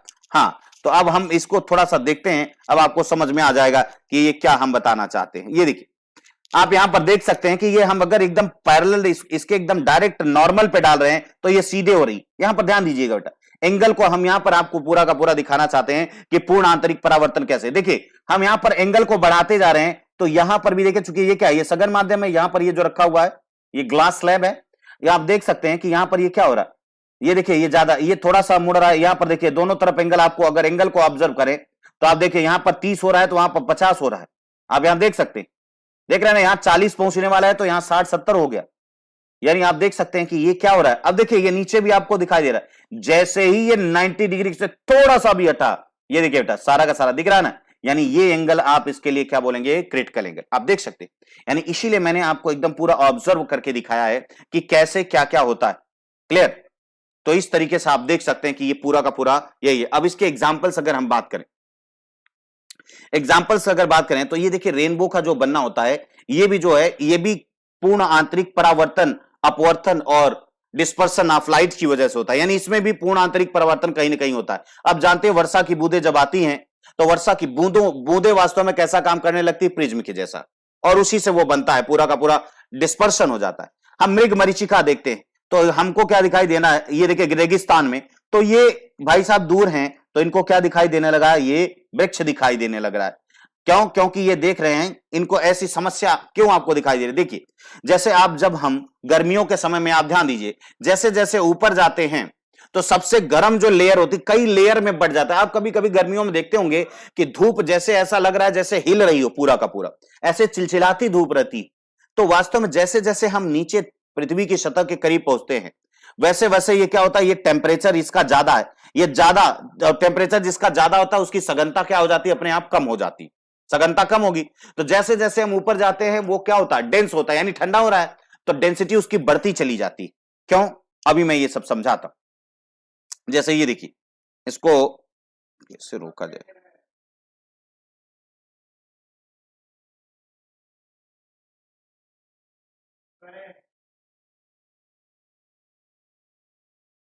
एक सेकेंड, ये देखो पहले इसको समझो भाई। इसमें ये देखिए, ये जो ये लेयर बनाया हुआ नीचे से ऊपर तक, आप ये देखिए नीचे, चूंकि आप जानते हैं आप एटमॉस्फेयर में जो टेम्परेचर होता है वो किससे, जो हमारा एटमॉस्फेयर जो गर्म होता है ना, ध्यान रखिएगा, हमारा जो एटमॉस्फेयर गर्म होता है वो किसकी वजह से, सन की वजह से होता है या पृथ्वी की वजह से? एटमॉस्फेयर का जो टेम्परेचर होता है बेटा वो किसकी वजह से होता है, बताइए आप पहले हमको, फिर आगे हम बढ़ते हैं, फिर आपको समझ में आ जाएगा कि ये मिरेज क्या है। बोलो भाई, हमारा एटमॉस्फेयर जो होता है वो किसकी वजह से गर्म होता है, सन की वजह से या पृथ्वी की वजह से जो है गर्माहट आती है? बोलो, आंसर आना चाहिए, अर्थ की वजह से। वेरी गुड, बहुत सही शर्मा जी और राखी, अमित, बहुत सही बताया आपने, किसकी वजह से, अर्थ की वजह से होता है बेटा। इसीलिए आप देखिए अर्थ से जब हम ऊपर चले जाते हैं तो टेम्परेचर घटता जाए। अरे भाई तभी तो देखिए ना, हिमालय पर्वत पे अगर भाई अगर सूर्य से होता तो हिमालय पर्वत पे तो एकदम चिलचिलाती धूप होनी चाहिए थी, लेकिन वहां पर बर्फ क्यों जमा है? क्योंकि पृथ्वी की वजह से ही। हाँ बिल्कुल सही आप बोले, जब पृथ्वी अपने अंदर की ऊष्मा को बाहर निकालती है, यानी इसको क्या बोलते हैं, जो पृथ्वी का जो है पार्थिव विकिरण बोला जाता है बेटा, यानी जो अर्थ का जो रेडिएशन होता है या इमिशन होता है उससे टेम्परेचर में क्या होती है, गर्मी आती। तो आप बताओ पृथ्वी से ऊपर जाते हुए यानी पृथ्वी की सतह से ऊपर जाते वक्त टेम्परेचर आपको कैसा मिलेगा, हल्का क्या होता जाएगा भाई, टेम्परेचर बढ़ता जाएगा और आप सॉरी घटता जाएगा, क्योंकि टेम्परेचर जो पृथ्वी की सतह के पास वो ज्यादा, जो ज्यादा हुआ वो ज्यादा, जो ऊपर चला गया वो हमेशा उसका टेम्परेचर क्या होता चला जाएगा, वो घटता चला जाएगा। क्यों घटता चला जाएगा, आपको ये आइडिया हो गया है ना?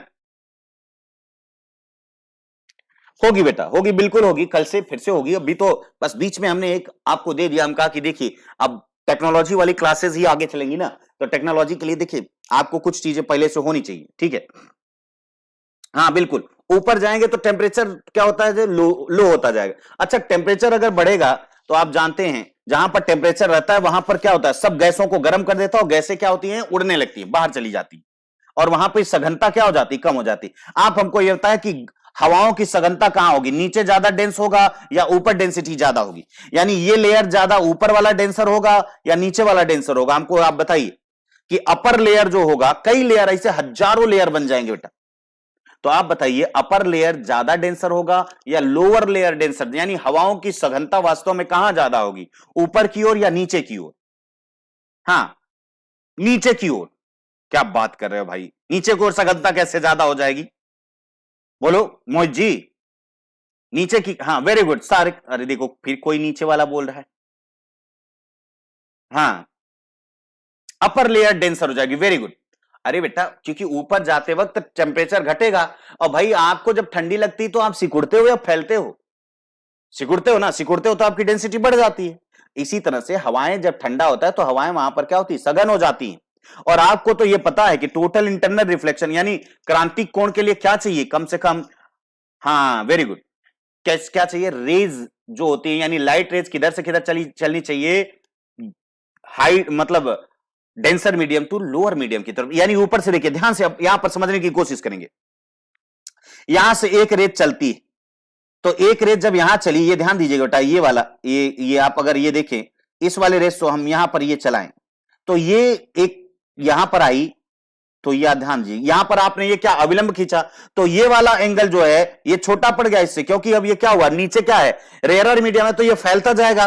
फिर आगे वाले पे आएंगे, फिर देखिए, फिर इससे ज्यादा ये हो गया, फिर एक समय ऐसा आएगा ये हो जाएगा, ज्यादा ज्यादा होता चला जाएगा, और एक समय ऐसा आएगा कि ये वाला एंगल जो है इतना ज्यादा हो जाएगा कि ये इधर आने के बजाय फिर से ये क्या हो जाएगा, अपने ही माध्यम में क्या हो जाएगा, लौट जाएगा। यानी ये लेयर की वजह से ही ऐसा होता है बेटा। यानी कहने का मतलब एक न एक उसको ऐसी लेयर मिलेगी जहां से उसका आपतन कोण जो है यानी आई जो है, क्लियर, इतना हो जाएगा कि उस लेयर के, ध्यान रखिएगा, उस लेयर में परावर्तन के लिए हो जाएगा। यानी मतलब वहां पर वो रिफ्लेक्शन हो जाएगा, वो अंदर अब बाहर नहीं जाएगा बल्कि अंदर ही अंदर घूम जाएगा। यानी एक लेयर ऐसा भी आएगा और यही कारण है कि ये पूरी तरह से परावर्तित हो गया। अब जब ये परावर्तित होगा तो इसके, अब बताओ ये रेज इसको कहां से आती हुई महसूस होगी, कुछ ऐसी भी रेज होगी ना जो यहां से भी महसूस होगी। तो जब इसको यहां से जो रेज आती हुई महसूस होगी तो इसको इसकी छाया जो है वहां नीचे बनती दिखाई देगी। तो इसको क्या लगेगा, इसको लगेगा कि शायद वहां पर पानी है। और मृग जो होते हैं, मृग मरीचिका मतलब क्या हुआ, मृग तृष्णा भी बोलते हैं बेटा इसको, क्योंकि मृग जो है वो बेचारा दौड़ता रहता है, उसी के चक्कर में दौड़ता रहता है ना। हाँ, ऊपर वायु क्या होती है, गर्म वायु ऊपर होकर ठंडी होती है। हाँ बिल्कुल सही। तो यानी कहने का मतलब आपने देखा कि ये यहां, लेकिन जैसे जैसे ये पास आता जाएगा बेटा, अगर मान लीजिए इस एरिया में आ गया तो अब नीचे से नहीं आएगी। मतलब जैसे जैसे आप पास जाते हो, लेकिन ऐसा थोड़ी है कि जब तक हाथ नहीं डालोगे तब तक पता नहीं चलेगा कि यहां पानी है कि नहीं है, ऐसा नहीं है। जैसे जैसे उसके करीब आते जाओगे कुछ लेयर ऐसे होंगी कि लेयर से फिर रिफ्लेक्शन नहीं हो रहा है वो, जब जहां, यानी ये फिक्स होना चाहिए कि आपकी की दूरी भी होगी ताकि आपको इतनी लेयर मिल जाए कि वो सारा का सारा क्या है, वो रिफ्लेक्ट कर दे। यानी कहने का मतलब ये भी एक तरह से टोटल इंटरनल रिफ्लेक्शन का उदाहरण मैंने आपको समझा दिया इसी तरह से। अब यही जस्ट उल्टा अगर हम बात करें ठंडे इलाके की, तो ठंडे इलाकों में आप देखिए बेटा, थोड़ा ध्यान से समझिएगा, जैसे इसी में मैं अगर समझाऊं तो आपको समझ में आ जाना चाहिए। ठंडे इलाकों में भी होता है लेकिन उसको हम लूमिंग कहते हैं। जैसे सपोज कीजिए कि ये कोई है यहां से, ये मान लीजिए ये समंदर का किनारा है, ठंडा इलाका पूरा फ्रिज है, ये ठंडा इलाका है पूरा का पूरा, ठीक है, ये पूरा समंदर है, ये पूरा समंदर भरा पड़ा है। यहां पर मान लीजिए ये कोई नाव है, ये नाव है सपोज कीजिए, तो नाव से ये क्या होगा, अगर हम ये पूरा का पूरा यहां ऊपर से कई लेयर बना दे, कई लेयर बना दे, कई लेयर, क्योंकि आप जानते हैं हजारों सैकड़ों लेयर होंगी, तो आप यहां पर देखेंगे कि ये यहां से जो प्रकाश चलने वाली है, ये प्रकाश, ध्यान दीजिएगा बेटा, ये प्रकाश जा रही, तो चूंकि नीचे वाला, अच्छा बताओ, ये ठंडे इलाकों की अगर बात करें तो नीचे जो अर्थ की सतह ठंडी है तो उसके पास वाली जो सतहें होंगी वो ज्यादा ठंडी होंगी या गर्म होंगी। यानी अब देखिए ठंडे इलाकों में इसी का जस्ट उल्टा हो जाएगा बेटा, पृथ्वी की सतह से ऊपर जाते वक्त वहां पर क्या होगा, टेम्परेचर आपको बढ़ेगा, यानी सघनता क्या है, ऊपर जाने पर घटेगी, जबकि नीचे सघनता क्या होगी, ज्यादा होगी। या ध्यान रखिएगा एकदम उल्टा, जैसे मिरेज का जस्ट उल्टा, ध्यान रखिएगा, समझ पा रहे ना। यानी एक पूरा अच्छी तरह से समझने की कोशिश, बहुत आराम से समझाने की मैं कोशिश कर रहा हूं, कोई हाई फाई नहीं इसमें, बहुत सिंपल सा, जो मैं इसीलिए, ताकि आप नॉन साइंस बैकग्राउंड के होंगे तो भी आराम से समझ जाए वास्तव में क्या है। यहां पर देखिए, अच्छा मैं इसको प्लेन पेज ले लेता हूं तो ज्यादा आपको शायद समझ में आए, कहीं पर प्लेन पेज क्या बताएं, ये यहां पर लेता हूं तो बेटा ये आपको समझ में आ जाएगा लूमिंग और मिरेज को अच्छी तरह से। एक बार जब समझ रहे हैं तो समझ लीजिए, फिर यही है लास्ट, और फिर उसके बाद हम लोग सारा का सारा जितना है एक एक एग्जांपल अच्छी तरह से पूरा का पूरा हम लोग समझ लेंगे, पूरा डायमंड से लेकर के एक एक चीजों को। यहां देखिए मैंने आपको बताया कि आप मिरेज तो समझ गए, मिरेज का मतलब क्या हुआ कि नीचे ऊपर से जो भी रेज आएगी वो गड़बड़ हो जाएगी। यहां पर आप देखिए, जैसे मैंने कहा बेटा, ये सपोज कीजिए कि आप समंदर के तट के किनारे खड़े हो, ठीक है, आप समंदर के तट के किनारे खड़े हो और यहां से ये देखिए, इसमें ये पानी है पूरा भरा हुआ, ये आपको दिखाई दे रहा है पानी है, यहां पर कोई एक कश्ती है, ये कश्ती आपको मान लीजिए यहां से दिखाई दे रहे है और आप खड़े हो कहां पर, ये देखो यहां पर खड़े हो, यहां पर आप खड़े हुए सपोज कीजिए। तो ये आपने, मैंने क्या बताया आपको कि बेटा ये कई लेयर में, एक नहीं ऐसे सैकड़ों लेयर से बन जाती है हमारे। आपने देखा गर्मियों के दिन में आपको समझ में आ रहा होगा क्या होता है। और आप जानते हैं नीचे का डेंसर होगा और ऊपर का रेयरर होता जाता है बेटा। नीचे का क्या होगा, डेंसर होगा, और ऊपर जैसे जाते जाएंगे वैसे वो क्या हो जाएगा, वो रेयरर होता जाएगा। ठीक एकदम जस्ट उल्टा, है ना। अब यहां से आप देखिए रेज, सपोज कीजिए यहां पर मैं, आपने कहा कि सर यहां से हम एक रेज ये चलती है, यहां से रेज हम एक ही लेंगे, तो चूंकि ऊपर डेंसर है तो ये वास्तव में क्या होगा बेटा, ये यहां से क्या होगा, ये फैलेगा, बिल्कुल सही बात, फैलेगा कि नहीं, और ये फैलेगा, और हो सकता है ये फैल जाए, है ना, ये फैलता ही जाएगा और एक समय ऐसा इसको एंगल मिल जाएगा, एक समय ऐसा एंगल मिल जाएगा कि वो उसके क्रांतिक कोण से ज्यादा हो जाएगा, यानी एंगल आप यानी उस लेयर के लिए क्या हो जाएगा, क्रिटिकल एंगल से ज्यादा, और क्रिटिकल एंगल से अगर ज्यादा हुआ तो क्या होगा, वही होगा जो आप अब देखिए, अब ये इसको कहां दिखेगी, ये आसमान में लटकी हुई ऐसे दिखेगी, ऊपर ऊपर दिखेगी, समझ पा रहे ना, जैसे वो नीचे दिख रहा था, अब इसको ये कहां दिखेगी, ऊपर भी दिखेगी, और इसी को हम क्या बोलते हैं, लूमिंग कहते हैं। ध्यान से समझिएगा ऐसा क्यों हो रहा है, आप अच्छी तरह समझ गए, क्योंकि ऐसे कई लेयर बन जाती हैं बेटा, और कई लेयर की वजह से ही ये समस्याएं आती हैं। क्लियर, बात समझ में आ रही? लेकिन हां, जैसे जैसे ये पास पहुंचता जाएगा, ये ऊपर का इसको नहीं दिखेगा, क्यों, क्योंकि आप जानते हैं कि फिर उसके बाद यहां से इसके पास हो सकता है ऐसी लेयर ना मिले, दूर होने पर उसको लेयर ज्यादा मिल जाते हैं, क्योंकि ज्यादा मिल जाएंगे इसलिए उसको आएगा, समझ में आएगा। लेकिन जैसे जैसे ये देखिए आगे की तरफ चल रहा है ना, कुछ समय बाद इसको नहीं दिखेगा। बात समझ में आ रही या नहीं बेटा? एकदम सिंपल तरीके से मैंने समझाने की कोशिश की, इसमें कोई हाई फाई मैंने वर्ड का इस्तेमाल नहीं किया, एकदम सिंपल आप तरीके से समझ गए होंगे मेरे ख्याल से, ठीक है। मैंने ऐसा कोई कोशिश नहीं की कि आपको कोई समस्या हो इसमें, ठीक है ना, कोई बात नहीं बेटा। देखिए मैं आपको इसीलिए तो मैंने कोशिश किया कि आपको एक एक टॉपिक बहुत अच्छी तरह से समझ में आएगा, डोंट वरी, आपको बहुत अच्छी तरह से समझ में आएगा, ठीक है, आप बिल्कुल घबराइए। तो इसीलिए मैं कहता हूं कि आप लोग बिल्कुल सुबह उठने की, और बहुत अच्छी आदत है, आप जितने जन उठते हो सुबह, ये मैं आप सभी लोगों का दाद देता हूं कि भाई, क्योंकि आज जानते हैं आज का जमाना क्या है, रात को जो है 1.5 GB का तो मिलता ही है प्रोग्राम हर को फ्री में, तो 1.5 GB का खत्म करने के लिए पूरा सपना के सपने में खोए रहते हैं भाई, क्योंकि 1.5 GB जब तक खत्म नहीं होगा तब तक काम कैसे चलेगा। और आप लोग सोचो सुबह उठ करके सबसे पहले काम करें, यही चीजें हैं बेटा आगे बढ़ाने के लिए, यही सबसे मेन चीजें होती। आप छोटी छोटी बातों को समझने की कोशिश कीजिएगा, तो आप मेरे ख्याल से टोटल इंटरनल रिफ्लेक्शन आपको फिर से समझ में। अच्छा एक बार फिर से देख लो, देखिए मैंने अभी आपको मिरेज पढ़ाया था, मिरेज बात समझ में आई थी कि नहीं, पहले ये बताओ हमको, पहले आप हमको ये बताओ पहले हमको आप ये बताओ, आपको मृग मरीचिका या आप जिसको बोलते हैं मृग तृष्णा या मिरेज जिसको बोलते हैं, तो मिरेज समझ में आया था कि नहीं, जो कहां पर होता है, डेजर्ट इलाके में, है ना, हाँ पूरा रात भर डेटा खत्म करने में लगे रहते हैं ना, वही मैं बोल रहा हूं, है कि नहीं। अच्छा 2 GB मिलता ठीक, रंजन जी आप 2 GB का करवाते हैं, ठीक है बहुत सही, तब तो पूरी रात देखते होंगे आप, ठीक है ना, नहीं समझ में आया भाई, मैंने आपको बताया क्या वो वाला बात समझ में आई या नहीं समझ में आई, इसके पहले जो हम लोगों ने समझा था मृग मरीचिका, क्या समझ में आ रहा है या नहीं समझ में आ रहा है, बोलो। हाँ, तो यहां देखो देखो बेटा, हमने अभी आपको समझाया, बिल्कुल समझ में आएगा ना, मिरेज वाला हमको कोई बताए कि क्या उसमें एक प्रॉब्लम थी, जो हम डेजर्ट इलाके की मिरेज को हम देखते, जो डेजर्ट इलाके का था, इसको भी आप कह सकते हैं कोल्ड एरिया का, ये भी मिरेज है बेटा, क्लियर है ना।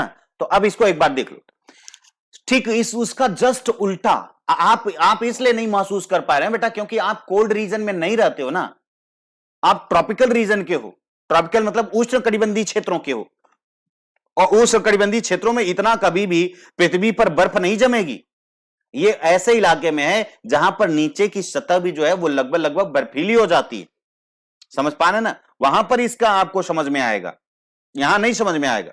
यहां आपको हाँ बिल्कुल दिखेगा, आप डेजर्ट में जाइए या कभी कभी आप गाड़ी चलाते हुए जाते हैं, आपको सामने ऐसा लगता है कि जैसे तेल या कोई पानी गिरा हो रोड पे, आप अपनी बाइक को स्लो कर लेते हो, या कभी कभी आप देखते हो कि उस पानी में जो किनारे किनारे जो वृक्ष है के पेड़ हैं वो भी आपको दिखाई देने लगते हैं, ऐसा लग रहा है कि, है ना।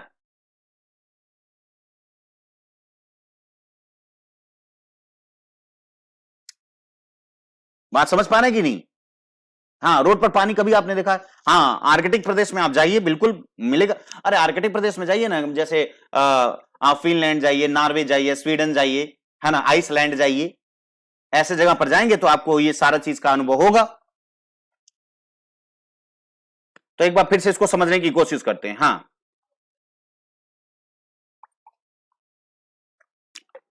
चलो थोड़ा सा पानी पी लेता हूं, चिल्लाते चिल्लाते ज्यादा हो गया है।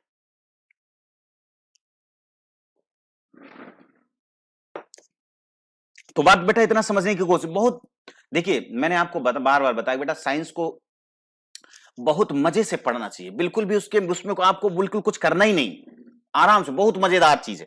अब यहां पर आपने कहा कि मैंने आपको बताया, हाँ,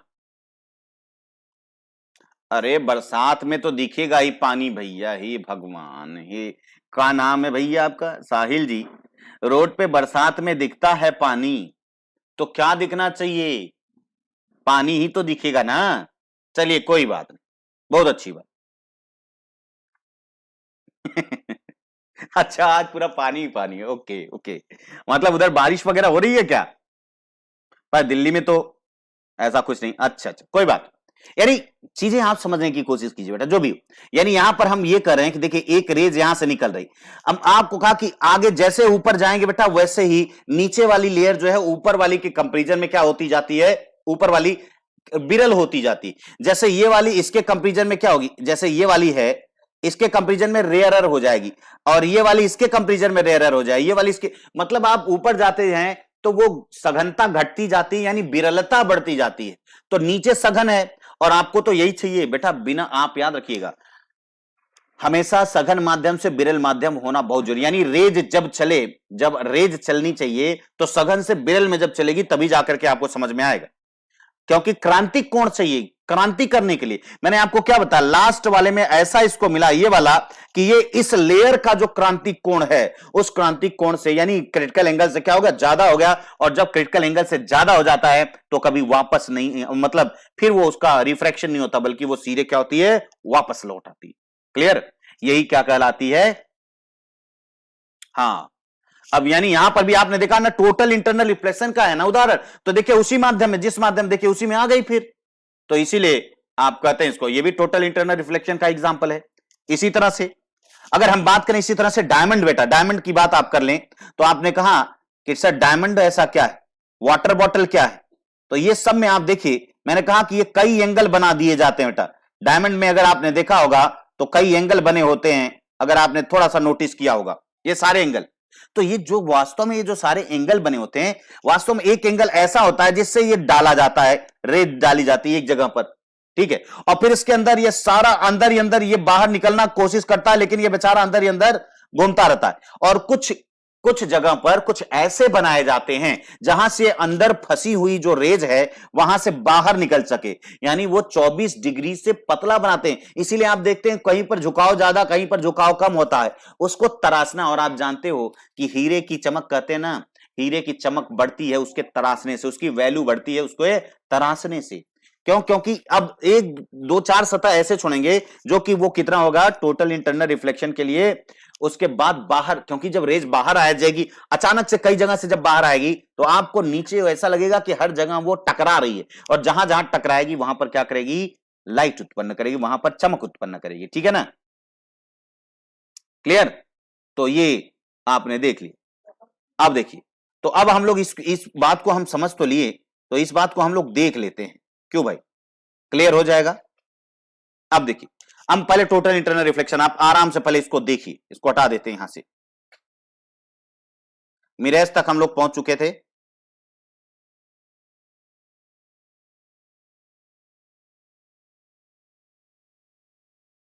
ये कहां तक पहुंचे थे भाई हम लोग, यहां तक, ये देखिए यहां तक हम लोग देख रहे थे। तो आप अब देखिए बेटा, ये सघन नीचे क्या है, नीचे बिरल है, ऊपर क्या होता जा रहा है, देखिए ये वाला ये वाला, ये कई है, क्या है, कई ऐसे लेयर इसने तो कम बनाया है। तो ये सन की रेज आती, आप जानते हैं किसी को आप कैसे देख पाते हैं, जब उसके पास पड़ने वाली प्रकाश जब आपके ऊपर जैसे प्रकाश पड़ रहा है उस पर, तो वो जो लौट के आ रहा है, यानी उसके शरीर से निकलने वाली जो परावर्तित किरणें हैं उसी की वजह से हम किसी को देख पाते हैं। भाई कोई भी वस्तु आप कैसे देखते हैं, किसी भी वस्तु को देखने के लिए कैसे देखा जाता है, आप जानते हैं, अगर आप किसी को देख रहे हैं इसका मतलब उसके शरीर पर जो लाइट पड़ रही है वो रिफ्लेक्ट होकर के आपकी आंखों पर आ रही, तो वही ये बता रहा है कि सन से पहले क्या हुआ, यहां पर लाइट आई, और लाइट के बाद ये देखिए यहां से होती हुई गई, तो एक ऐसा फेज मिला, एक ऐसा लेयर मिलेगा कि ये आगे नहीं बढ़ेगी बल्कि फिर से लौट जाएगी, और ये लौट जाएगी तो इसको क्या महसूस होगा, इसको लगेगा कि ये देखिए ये सीधे सीधे यहां से आएगा, जब यहां से सीधे आएगा तो इसको क्या दिखेगा भाई, ऐसा लगेगा ना कि यहां पर शायद पानी हो, क्लियर। ऐसा ये जो भ्रम है, ऐसा देखो, ये पानी जैसा लग रहा है ना, ये जो भ्रम है बेटा, यही क्या कहलाता है? मृग मरीचिका कहलाता है। और वो भ्रम जो हमने बताया उसको लूमिंग बोलते हैं, जो कोल्ड रीजन में होती है उसको हम क्या बोलते हैं बेटा? लूमिंग कहते हैं। जैसे ये क्या आपको दिख रहा है? डायमंड दिख रहा है, ठीक है ना? डायमंड में ये देखो, ये आपने देखा कि ये रेस गई और ये देखिए बाहर नहीं निकल पा रही, क्यों? क्योंकि इसको इतनी अच्छी तरह से तराशा गया है कि इसको कहीं बाहर निकलने का चांस नहीं है ये।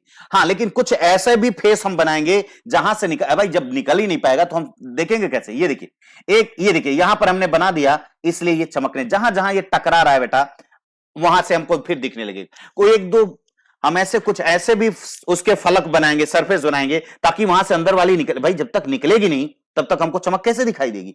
तो अंदर ये कई बार मल्टीपल टाइम जो है ये क्या करते हैं? टोटल इंटरनल रिफ्लेक्शन होता है, मल्टीपल, अनगिनत बार, इसीलिए उसको बोलते हैं मल्टीपल टोटल इंटरनल रिफ्लेक्शन। ये क्या है? Optical fibre. हाँ, जिससे आप हमें देख रहे हो, इंटरनेट जो आप पढ़ रहे हो बेटा, ये सब इसी की करामात है, ठीक है? देखिए इंटरनेट देख रहे हैं, ये रेस कैसे जा रही है अंदर, अंदर ये एकदम टोटल इंटरनल रिफ्लेक्शन, यानी बाहर जा ही नहीं रही है, सब अंदर ही अंदर होती हुई चली आ रही है। आप देख रहे हैं ये किसके अंदर हम देख रहे हैं? ये यस, यानी ये बिल्कुल भी नहीं रुकी। ऐसे ही ये देखिए, ये इनका अगर देखिए इनके डायग्नोसिस हो रही है तो डायग्नोसिस के लिए हम लोग इंडोस्कोपी लेते हैं। ये देखिए इनके शरीर में हम एक पतला सा वायर की तरह डाल रहे हैं, ये ऑप्टिकल फाइबर, तो ये सारा का सारा अंदर जाएगा और सारी अंदर की इंफॉर्मेशन को हमको बता देगा। तो ये भी जो है, ये देखिए हम समझ जाएंगे कि इनके पाचन तंत्र में या डाइजेस्टिव सिस्टम में या किसी भी ऑर्गन में किस प्रकार की प्रॉब्लम है, वो सारी चीजें हम लोग जो है वहां पर समझ जाए। ये इसको बोलते हैं वाटर बॉटल बल्ब। ये वाटर बल्ब, अगर अंधेरा है दिन के समय, आप अगर ये बल्ब जो है, जो पेप्सी का बॉटल है, ये देखिए पेप्सी के बॉटल को आप पानी से भर लें और इसमें क्लोरीन या ब्लीचिंग डाल दें ताकि ये पूरी तरह से क्लीन हो जाए पानी, ताकि इसका जो भी रिफ्लेक्टिव इंडेक्स, अब यहां पर सन की रेज जब आएगी तो बार बार देखिए बेटा ये क्या होगी, एक एंगल पे ये टकराएगी, सारी की सारी हमेशा टकराएंगी, और टकराने से क्या होगा? ये देखिए आपस में देख रहे ना, कई बार टोटल इंटरनल रिफ्लेक्शन हो रहा है, तो अचानक से इतना ज्यादा होगा टोटल इंटरनल रिफ्लेक्शन, तो ये इतनी बड़ी बोतल आपको 60 वाट, जो 60 वाट बल्ब जो होता है, उतना ज्यादा ये क्या होगा? उजाला देगा। इसी तरह से आपको रखना होगा, क्लियर? तो इस तरीके से आप देख रहे हैं टोटल इंटरनल रिफ्लेक्शन हुआ और आपको क्या मिला? इतना ढेर सारा। क्लियर बात? मेरे ख्याल से समझ में आ रहा होगा। आगे हम बढ़ते हैं।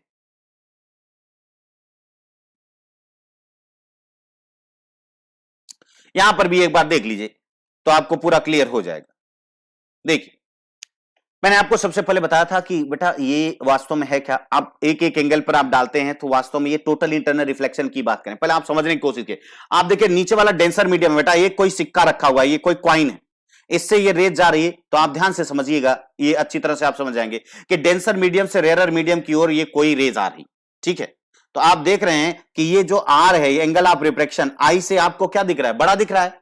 अगली बार करेंगे तो और ये अगर बड़ा करेंगे तो ये और बड़ा हो जाएगा, आप देखिए ये और बड़ा हो जाएगा, क्लियर?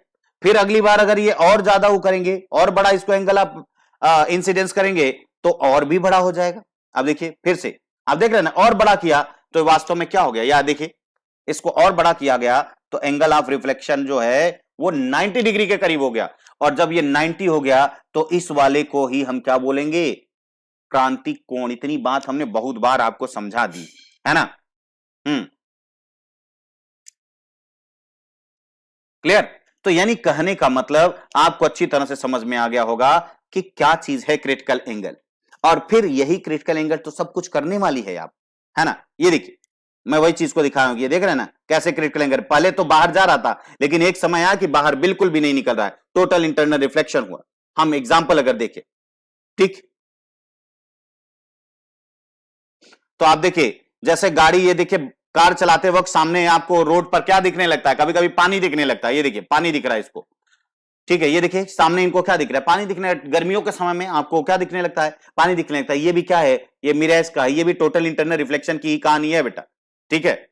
गर्मी चूंकि इतना ज्यादा वो चिलचिलाहट होने लगती है, हवाएं, आप देखते होंगे कि कभी कभी दूर से गर्मियों में अगर काफी दूर की आप हवाओं को देखो तो ऐसा लगता है कि जैसे चिलचिला रही होती है, एक दूसरे के ऊपर हवाओं की तरह ये घूम रही होती है, ठीक है? इसी तरह से डायमंड की बात करें तो इसका आप देख सकते हैं कि ये रेस देखिए जितनी पड़ रही अंदर अंदर ये घूम रही बेटा, जितनी बार ये घूमेगी उतना ज्यादा ये क्या करेगी? चमक उत्पन्न करती है, ये देख रही। तो ये कहने का मतलब ये टोटल इंटरनल रिफ्लेक्शन के सारे एग्जांपल है। इसी तरह से ऑप्टिकल फाइबर एकदम पाइप की तरह है, ऊपर आपने देखे ये जो क्लैडिंग किया हुआ है आपने, मतलब एक डेंसर मीडियम यानी नीचे का क्या आना चाहिए, जो कोर है और क्लैडिंग दोनों कांच की बनी होती, बस ये अंदर वाली जो होती है कुछ ज्यादा डेंस होती, यानी उसमें कुछ और चीज मिला दिया जाता है ताकि वो सघन हो जाए, क्योंकि आप जानते हैं सघन से ही बिरल में जानेगी, है ना। हाँ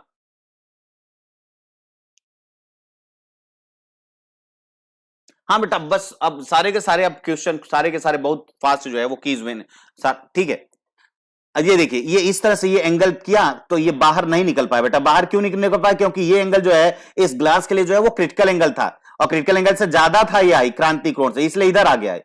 अब यहां पर भी ये गया तो ये इधर नहीं आया, क्योंकि ये ऊपर वाला क्या है, ये रेयरर मीडियम है, आप देखिए ये, और ये डेंसर मीडियम है, तो इसलिए ये बाहर नहीं जा पाया, क्योंकि वो क्रिटिकल एंगल से ज्यादा डाला जाता है, समझ रहे हैं। ये देखिए ऑप्टिकल फाइबर, आप देखे होंगे कि पूरा का पूरा जो है दुनिया जो है ऑप्टिकल फाइबर से घिरी रहती है ना। पूरा समंदर जो है वो ऑप्टिकल फाइबर से भरा हुआ है बेटा, पूरा, चाहे अटलांटिक का लीजिए, चाहे ओशन क्या बोलते हैं इसको, पैसिफिक ओशन का लीजिए, सारे के सारे जो है ऑप्टिकल फाइबर से भरे पड़े, और इसमें किसी भी प्रकार का कोई मतलब इलेक्ट्रिक थोड़ी लगती है कि इलेक्ट्रिक, ये तो खुद ही है ना, ये चला रही है। देखिए रेनबो वगैरह जो है वो सब इसी के एग्जाम्पल है। रेनबो में भी आपने देखा होगा कि रेनबो में भी किस तरीके के काम होते हैं। ये देखिए, जैसे ही आपको क्या दिख रहा है ना, ये बूंद है, लेकिन बूंद वास्तव में कैसी है, इस तरीके की। ये देखिए, अब अंदर जैसे ही ये जाता है ये टकराता है, देखिए डिस्पर्सन हुआ ना, ये क्या काम कर रहा है, ये देखिए डिस्पर्सन का काम कर रहा है। तो ये देखिए यहां से ये फिर लौट के आई और आपके ये रेनबो, यानी एक बार ये इंटरनल रिफ्लेक्शन हुआ कि नहीं। ये देखिए, देखिए अब यहां ध्यान से देखिएगा, ये देखिए पूरा का पूरा टोटल इंटरनल रिफ्लेक्शन इस तरीके से हो गया, और यानी ये यहां पर क्या हो रहा है, एक बार रिफ्रैक्शन हो रहा है ना, और दो बार ये देखिए, और इसी की वजह से आपको क्या बन गया, ये पूरा का पूरा रेनबो आपको दिखाई दे रहा होगा। रेनबो ऊपर की तरफ क्या होता है, रेड, और नीचे की तरफ क्या होता है, हाँ याद रखिएगा हमेशा, ये प्राइमरी रेनबो है। प्राइमरी रेनबो में याद रखिएगा, रेनबो दो टाइप के, एक प्राइमरी एक सेकेंडरी। प्राइमरी वाले में देखिए एक बार था, जैसे इससे पहले वाला जो हमने दिखाया था वो बेटा प्राइमरी था, ये हम सेकेंडरी की बात करें।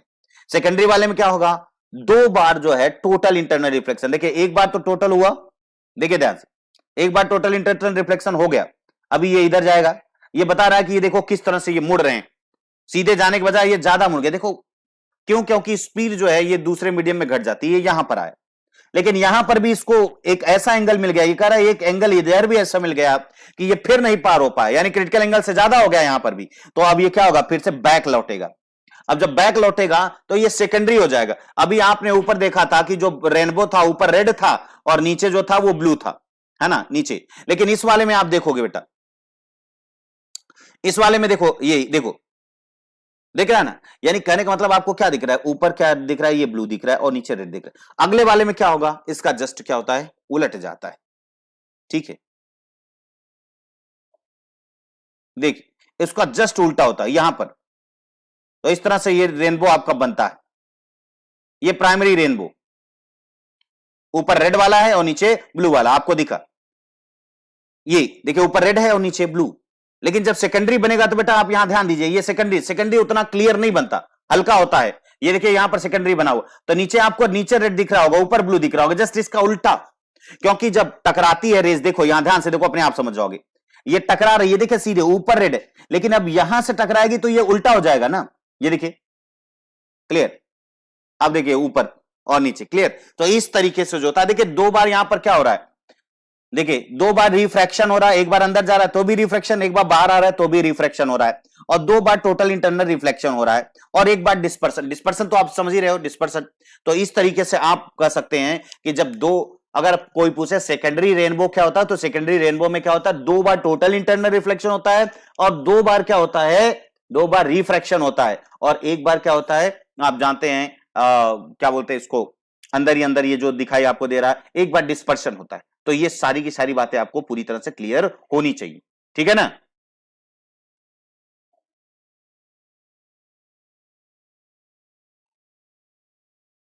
हाँ वही वही, प्रकाश का वही जो आप बोलते हैं डिस्पर्सन।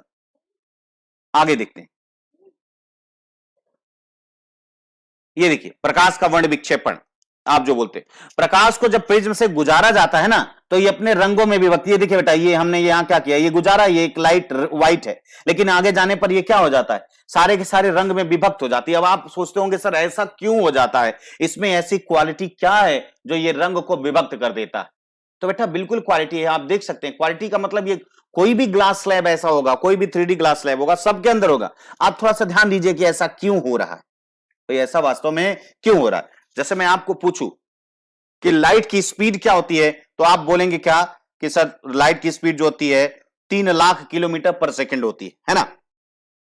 अब मैं अगर पूछूं लाइट में, यानी व्हाइट लाइट में कुल कितने प्रकार के, मतलब कितने कलर के रेज होती हैं, तो आप बोलेंगे सर 7 प्रकार की होती हैं।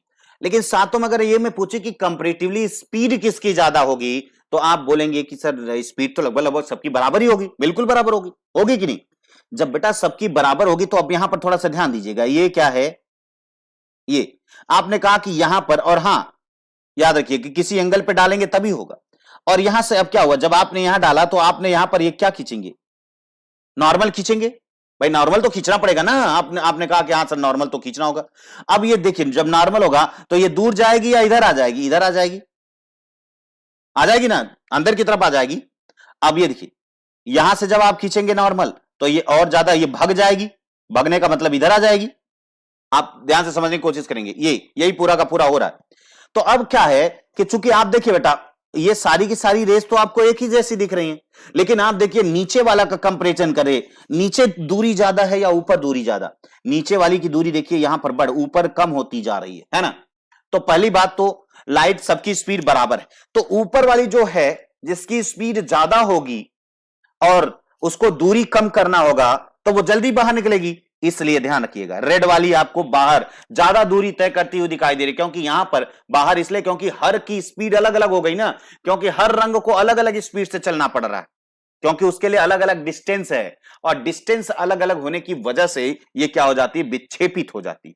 यानी अलग अलग इनका जो है स्पीड है, और स्पीड अलग अलग स्पीड गड़बड़ हो गया, और उनको जो दूरी तय करनी थी वो थोड़ी सी गड़बड़, देखिए इसीलिए प्रिज्म की बात हो रही, क्योंकि प्रिज्म में जब ऊपर जाएंगे तो डिस्टेंस क्या होगा, मान लीजिए अगर एक पट्टी है, मान लो पट्टी, ये देखो ध्यान से, तो ये देख रहे हैं ना, ये पट्टी है, ये यहां से अगर आप खींचेंगे तो ये आ गई ना, ये इधर से नहीं, सॉरी, पर ये 90 डिग्री, तो 90 यहां करेंगे और फिर यहां से फिर 90 करेंगे, तो ये देखिए बेटा इसको किधर जाना चाहिए, इधर जाना चाहिए था, इधर, लेकिन इधर क्यों चली गई, तो ये आप समझ रहे हैं कि ये पूरा क्या है, डिस्पर्सन भी जो है वो अपवर्तन से ही बना है एक, है ना। लेकिन यहां पर ये अपने रंगों में इसलिए ही बट जाती हैं क्योंकि दूरी जो होती है बेटा, इसको जो जितनी भी है सबको एक बराबर दूरी नहीं चलना पड़ता, नीचे वाले को ज्यादा दूरी चलना पड़ता है, ऊपर वाले को कम चलना पड़ता है। तो जो जल्दी चलेगा वो ज्यादा दूरी कवर करेगा, जिसको थोड़ी दूरी चलना होगा ज्यादा जल्दी चला जाएगा, इसीलिए जो रेड होता है वो, है ना, बात क्लियर, रेड वाला ऊपर होता है। तो यानी वर्ण विक्षेपण को भी आप अच्छी तरह से समझ गए होंगे क्या होगा। तो प्रकाश, सिंपल से आपको यही समझना है, प्रकाश को प्रिज्म से जब गुजारना होता है तो ये अपने रंगों में विभक्त हो जाती है, इसी को क्या बोलते हैं, वर्ण विक्षेपण। जैसे इंद्रधनुष अपवर्तन, इंद्रधनुष जो बन रहा है, रेनबो जो बन रहा है, उसमें क्या होता है, रिफ्रैक्शन भी हो रहा है, मैंने आपको बताया था 2 बार रिफ्रैक्शन था, वर्ण विक्षेपण भी हो रहा है, तभी तो कलरफुल दिखाई दे रहा है, और क्या हो रहा है, पूर्ण आंतरिक परावर्तन। यानी ये तीनों प्रकार की घटनाएं मिल करके ही रेनबो का निर्माण करती हैं। बात क्लियर हो रही है या नहीं क्लियर हो रही? और भी अगर कोई समस्या हो तो बेटा बेहिचक बोलो। Is that clear? मेरे ख्याल से बातें आपको समझ में आ गई होंगी, या कोई बात किसी को समस्या में है तो आप बोलो। ठीक है, वेरी गुड। तो ये रहा बेटा आपका पूरा का पूरा आज का टॉपिक, टोटल इंटरनल रिफ्लेक्शन। बस आज के लिए इतना ही, बहुत बहुत धन्यवाद। और अगर आपको बातें समझ में आई हो तो आप लाइक जरूर कीजिएगा, क्योंकि आप लाइक से मुझे प्रोत्साहन मिलता है, और सब्सक्राइब कीजिएगा। और अगर आप इंटरेस्टेड हैं, ठीक है, कि आप एडमिशन लेना चाहते हैं, सब्सक्रिप्शन लेना चाहते हैं, तो आप LP10 का जरूर प्रयोग कीजिए, क्योंकि LP10 से आपको 10% का डिस्काउंट मिलेगा। Is that clear? मेरे ख्याल से बात सारी की सारी समझ में आ गई होगी।